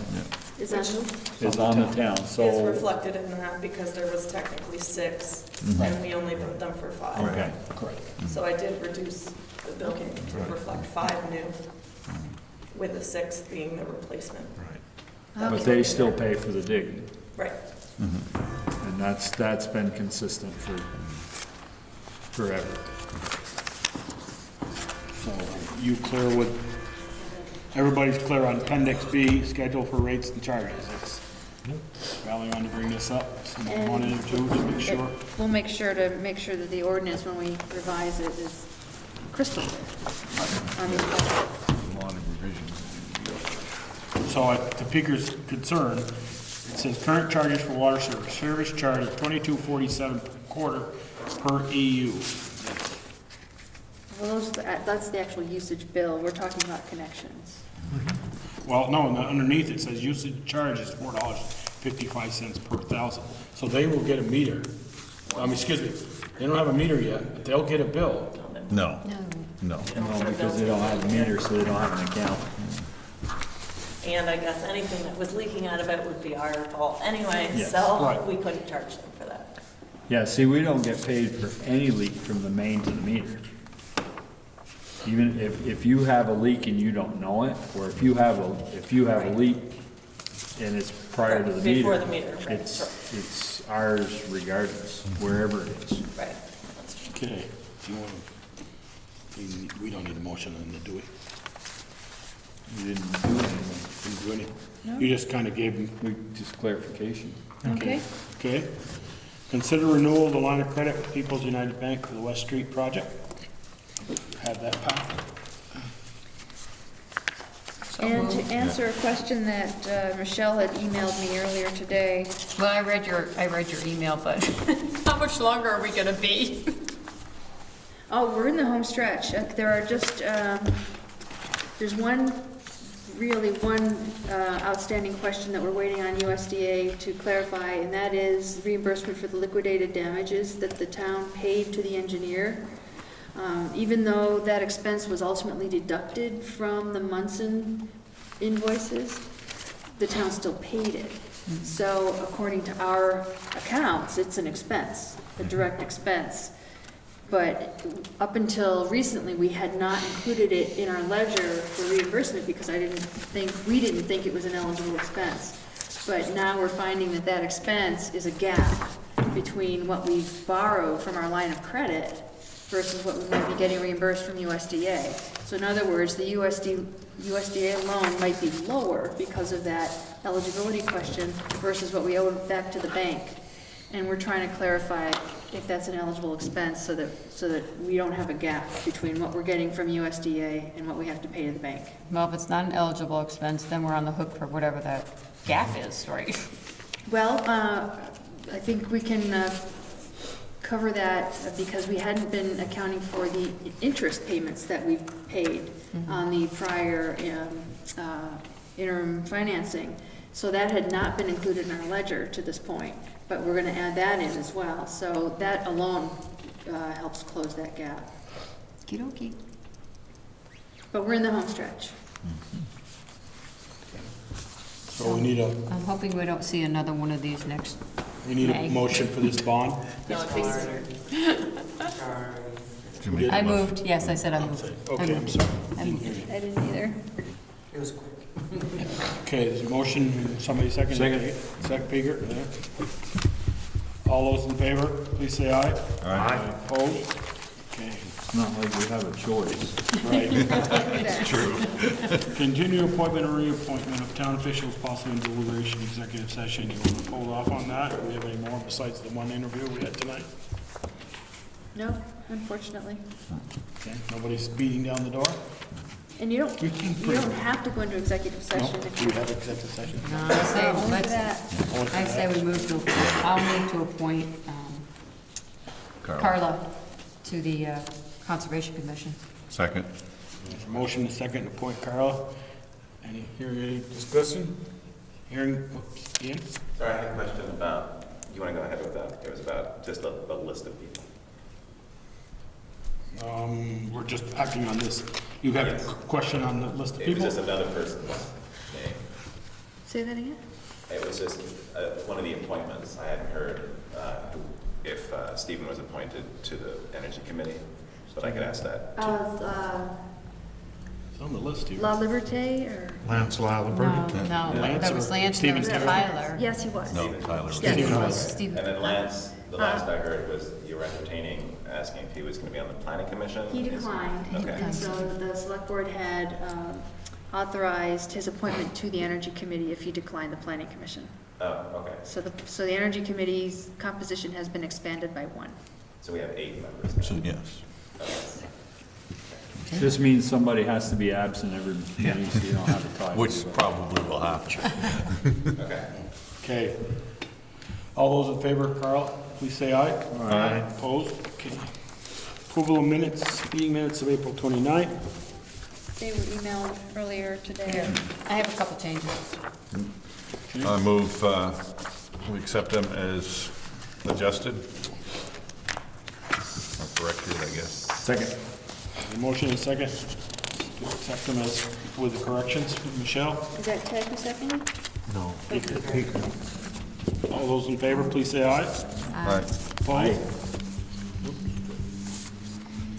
Selectmen's concerns. We start down and Michelle gets to step up. Huh? Warrant? Accounts payable, warrant. I'm sorry, accounts payable and warrants there. I see liquor licenses. No, there wasn't I didn't any. see any. I don't see any. Just saying that. Ian must have got after all of them, they got them all You in. said you had a couple more. Okay. Phone calls to me. Tell them they're running out of time. Yeah, we're not having a special meeting. You want to give Tasha the number, Peter? 108,000 something. 108,997.71.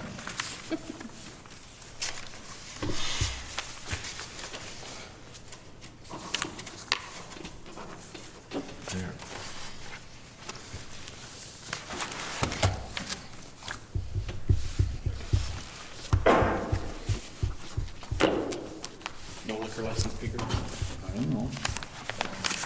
You got the folder. No, the liquor licenses, if there were any. There aren't any. There aren't any. No, that's for the curb cut. Oh, that's for the curb cut. Eric's Okay. business. So, there's 3 places to sign with that bond we just approved. So. This sign, so, all those in favor of accounts payable warrant and liquor, there's no liquor licenses, please say aye. We don't need to don't. approve that. That's right, sorry. Michelle, you're up.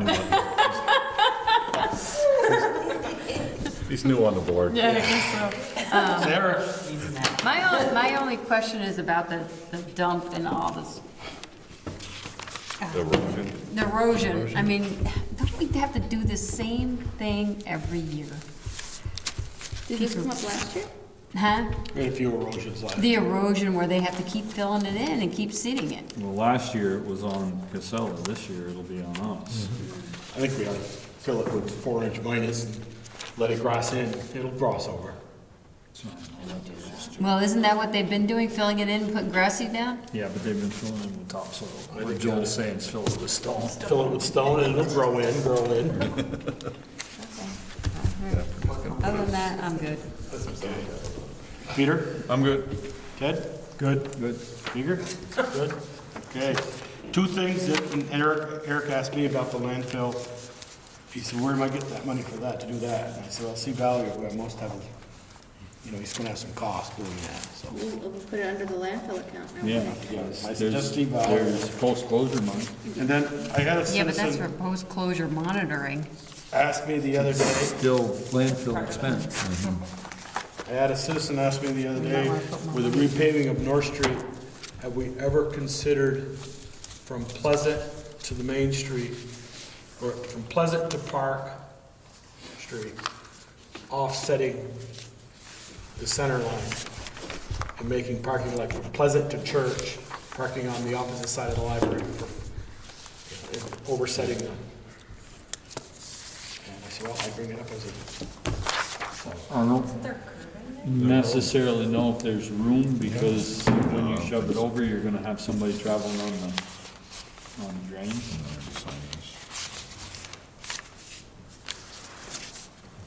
And if you set the center line over, you're gonna be running up along the curb, you're right. running up along the curb and running on the drain. Okay, I just said I would bring it up, I didn't. Yeah. I mean, that would be my, No, I think it'd be very confusing. Well, I thought because when you're switching to Pleasant Street, right after the crosswalk, you could switch over and. So, and I went, I bring it up, so, that's all I had. did your job. Town administrator's report? I don't have much to add. We Okay, did- correspondence report? I just wanted to mention that we did get that grant application in on Friday. It was quite a race to the finish line, but we did it with 3 minutes to spare. Which one? Well, technically, you had yeah. more than that if it had gone in the first time. This was the Northern Border Regional Commission application for the Stony Hill Business Park. Okay.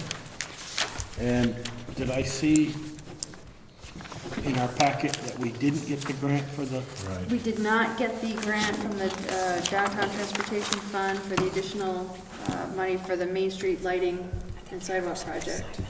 But there is another grant round coming up through the Bike TED program that we will definitely, I recommend we submit another application for.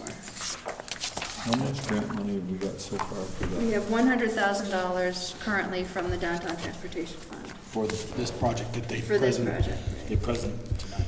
Right. Can I ask what your plan is if you don't get any more grant money as to how to pay for this sidewalk? I was wondering that We're gonna tell myself. the clerk treasurer to find it. You're the money girl. Well, I Just mean, collect it. I guess my question for you is the timing of the project, and can we budget some kind of money for this? I mean, I know it is a lot of money, but it also is a very, I think it's a good project, and I think it's worthwhile, and Well, it's going to be done in the next fiscal year, which It's gonna we've be already. done in this, yeah, in the Well, that's budget what I- year that's Yeah. already Yeah, budgeted. well, It should be done by July 20, yeah. Pretty much done. by or July 1st of 20, which means, no, we can't budget. We can budget to pay a loan back. for a place. So I was thinking that it could be a combination of resources, a lower no-interest loan from the revolving loan fund for a portion of it. We might not need all of the sidewalk and reserve fund from for the rest of Mountain Street. Also perhaps partly capital roads fund, so maybe cobbling together different resources. I guess the first question I think we need to answer is, you put those numbers together and what it come up with, and are we gonna go plan A, B, or C? That's what they showed us, which plan B or C was 450. 455. 455. C was, plan B 430 was something. 450, 400, 412, somewhere around there, 420. Well, personally, I feel if we're gonna do it, we should do it right. Yeah, it makes no sense to not fix South Street. South side. South side of Main Street. I would still like to see a foot risers with some, I don't want to see a piece of square concrete. No, they're round. doesn't I mean, matter. I like the ones over the fire station. They're polished, they're round, they gotta stick up far No, enough she so doesn't that, wanna do it. so if a bumper hits them, they don't go over. Especially Or if snow, pushing it, I mean, snow pushed it over this year. You can't do it, it's gonna destroy the entire aesthetic of it. aesthetically, it will look, I agree, it will not look good. Destroy the downtown, Yeah. and you will drive people away. Yeah, it's Absolutely positive you'll do that, you can't do that. It's a double-edged But sword. so given that, let's figure out a way, so when whatever goes in there doesn't get destroyed. The only Well- way it's not gonna get destroyed is if you pick it up. We can't control people driving over the curb. No, I know. I mean, in one spot, Do they're it all gonna be the time. 3 inch, if we don't do, if we wanna do the south side, it won't be 3 inches, Well, but I don't think it'll destroy it. Ian, I hate to disagree with you, but I think, I wonder if we can get, Painted different, painted green I hate to concrete. disagree with you, I agree with you, and I think it'll destroy the downtown look. Yeah. I mean, as much as I agree that I think it needs to be up higher, I just don't see it looking good. Make, any way to make it look good. No, practically, it's the way to do it. Aesthetically, it's not the way to do it, so I don't know. What the answer is, Yeah, right? yeah. Well, I mean, option A doesn't get us our curb height any higher, really, because they have to adjust. So Well, we depends have where you exactly the park. same problem, at least with B or C, we're getting curb that's higher, so that's gonna help us. People aren't gonna, I think people are used to, like, in some areas, having that lower curb and pulling right up. I think by resetting the curb, that's gonna help us. We're gonna destroy a lot of their little curtains underneath the bumpers. The curb reveal, most of the places down through there is 7. What he said was currently the curb reveal is 7 inches. What he said was, in order to make the drainage work, he had to lower it in that one spot. The lights that have been knocked out by cars, not by the snowplow, not by maintenance. They've What about been- plow trucks that pull in park? Do they have any of them Well, no, that's what pulled he in said. too far? Well, he said cars, so I was just Well, wondering. The plow trucks that pull in park would park where Where there isn't a where light. there isn't a light post because they couldn't set their plow out over Yeah. the sidewalk. I wonder if, is it would it be practical to put a little metal bollard right between the lamppost and the curb? And that would look worse than the racing gun. My thought is, what if they, okay, let's say just, you got a 14-inch round cylinder, and we had some fabricated steel that slid down even with the printed concrete and painted green. That'd be no more looking, it'd be looked like a decorative part of the post. The stainless steel, you'd have to do stainless steel, but that's what It's they're doing, painted that's what they're green doing for their plate. to match, so you won't see the concrete, it'll be slide down over, and then drill the holes with the bolts, and paint it green to match the things, because they really, Jennifer had a great comment there, was, I mean, I recognize that one is broke, it's right in front of the National Bank, I saw it, you and I saw it the other day, and when we were walking with Pomelo. She asked about getting spare parts. Gotta buy a $2,200 light to get a base. And we've had Randy weld them Oh, yeah, a number of years. times. I mean, at least for the last 8 years. He's welded several bases. And there's a lot of screws, I know you know, that are missing in the bottom of all those. Only that they're just down to get only two touched. bolts holding that one down there at the bank. Well, I mean, All if you on have one The nuts side. have been sheared right off. I don't think the height is the issue. If you got the 14-inch round concrete with chamfered edge and you've got 3 or 4 inches of reveal, the car's gonna hit that, they're not gonna hit the lamppost. Because the lamppost is set in further. They'll pop over it. Yeah, I think they will. I think it's gotta be at minimum 8 inches, that reveal's gotta be, that concrete. And it doesn't have to be concrete, it could be a steel thing over it that's painted Well, it would be concrete. Concrete. on a concrete underneath to get it out of the ground. And it would, But then that's gonna get all dinged by the plows and the paint's gonna chip and it's gonna look ragged. well, then you Pretty unbolt the quickly. light, slide it out, put another one on. But your light's protected. That's the game of the game, isn't it? Jimmy? They make colored concrete. They make painted, it's They mixed do. with concrete. You can paint it green too. What's the Or difference? you color it green before you pour it. Or the pole coming all the way down. I've never seen that, but I guess. I absolutely have, I've done a bunch of floors that way. I mean, I'm not gonna start going to 10 because this is the total. I don't want them 2 or 3 feet out of the ground, I get that. I would go 8, I wouldn't go any less than 8. That's 15 inches, that'll catch most bumpers. Yeah, right. Exactly. When somebody hits those lights, do they get charged? Or do we You never don't know We who just hits know- I them. was gonna say, we never know who does it. Can we You know, put a It's not the camera first down? bump they get. The only one It's we always know is the one that got about knocked the 50th over. ones get hit, then it goes. Did their insurance Well, pay for it? the problem is that some of the locations, like, somebody's gonna hit one time, it's gonna go through a bakery window, or the laundromat window, or something like that, and then it's gonna be an issue. So what about changing the locations? Can we slide them left or right? So it's between a parking spot, so it's not right up at a bumper? Put it in the middle, in between there? She already Have said you watched there. how people park? Those lines mean nothing to a lot of people. Well, our line's gonna be so angled, you're not gonna be able to park in there anyway. Is that correct, Bruce? There's no ordinance of parking between the lines. You can only be there 2 hours, but you don't have to park between the You lines. can't mark the tire. Nowadays, you can't mark the tires. You gotta write the license plate down, right? Take pictures.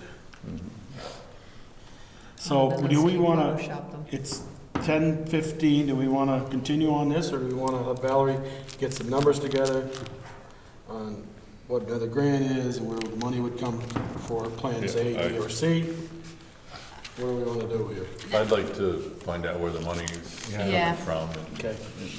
and We definitely need to know that before you I make think, any kind of I decisions. think, I would say we need to find out where the money's coming from, but I would like to find out where the money's coming from for B or C. C. Yeah, C. C, I think if we're gonna do it, Do it right. and it's gonna be a 20 or 30-year project, that it ought to be done right, so. Yep, I agree. Instead of looking for 300,000, we should be looking for 450. Right, I agree. That would be mine. Well, do folks agree that the concrete sidewalk should cross the driveways? That would And- be.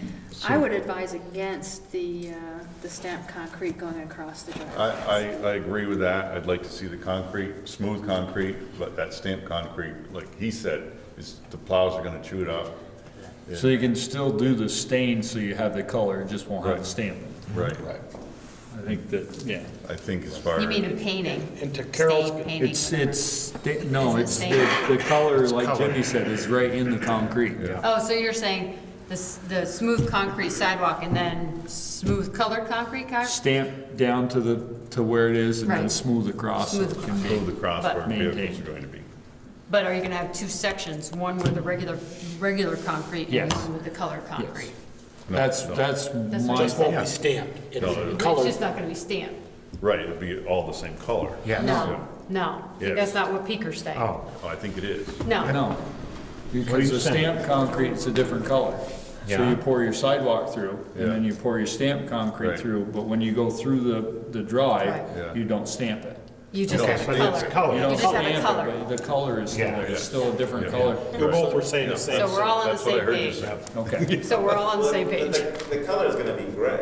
yeah. Yeah. It's not gonna be red. They had red on their Oh. pictures. It's gonna match what's It's gonna out. match whatever's out here. The same as out here. Yeah. Yeah, but I mean, we currently have red brick. Right. Yeah. It seems like they may think that it's going to be red because they did the colors in red. Well, we'll have They to may make be that wrong. clear. Yeah, yeah, they'd be wrong. Yeah. They better not do Aesthetically, red. it might look strange to have the stamped concrete and then just concrete. I Does don't think that you're turn really into just sidewalk? I agree with Valerie. I think even though he's pushing the aesthetics of that, which usually I'm all in favor of, I think it would take away from the project to go across driveways. I think having the stamped concrete or even the color band going across the driveway actually dilutes the impact of the stamped concrete as an aesthetic enhancement. And part of the purpose of the stamped concrete and the delineation around driveways is to clearly identify that there's a driveway there. Whereas if we completely blend over the sidewalk over the driveways, there's less of a visual cue that there's a driveway.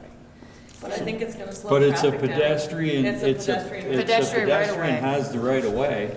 But the stamped concrete won't do that. The stamped concrete is an aesthetic enhancement. The sidewalk is Right, the but the sidewalk. flow of it, I think, would slow it down because you don't know where the driveway is, so you're gonna slow to find the right. You know, like, I'm just thinking of Carol's building, for instance, if you maintain the color through there, you didn't do the stamped concrete, but you maintain the color of the stamped concrete like you're talking about. If you don't know where that driveway is, you're gonna slow down to try to find the appropriate place to turn, which is going to slow down so you don't hit a pedestrian, I I I would think think. the bigger problem is people coming out, Yeah. Yeah. coming out to the road. You I can't think see it's a till you blind get spot beyond the in Carol's building. mind. Yeah. Well, maybe Carol needs to put up signs say, watch for pedestrians. Right. Well, there could be And a signs. rumble strip. Yeah, I was gonna say, there always could be I signs. think that when you're driving out, if you're driving on pavement, you're not really letting off the gas, you're just going all the same speed. If you see concrete across, you slow down and say, oh, there's a sidewalk there, there might be a person there. Yeah. Well, we'll have time to think about it Yeah. when Valerie tells us how Okay. we're gonna pay for it. Anything else? And Jan. Were you interested, like, there's not a lot of money in the revolving loan fund, so I hate to diminish that fund and take that money away from a business that might 13? be needing that money. We'll see what she comes up with. What the two of you So, can. well, I guess my question is, do you want loan information? Like, we're talking about getting, We want information, we want options. For the bike ped grant, when could we, if you got it? when would It's we get due it? the end of June, and I think we'd know by August. How much would you put in? I haven't looked at it yet. Okay. It just came out, the announcement. But like Peter said, we could always put in next year's budget money to pay back. Right. Pay back what we borrowed. Right. So we need options. Yeah. Now, the grant we got turned down for the culvert work or the drainage. Couldn't apply that, couldn't redo that one again. The deadline's fast, isn't it? No, and that was a very specific program. That wasn't have sidewalks or. No, not at all. Roadway. Roadway on it. Okay, any more other correspondence or reports? Small one. Anybody else? Anybody got any correspondence or report down the other end? Hearing none? Motion adjourned. Hold on, just. No, do we have to go into executive session? No. No, we don't have anything executive, right? Go on to read that, just, she's got next month, we, Memorial Day, back here, then June 10th. So I now figure, Nope, I don't wanna do it now. Speaker entertain a motion, a second? Michelle, second. All those in favor, please say aye. Aye. Opposed? Okay.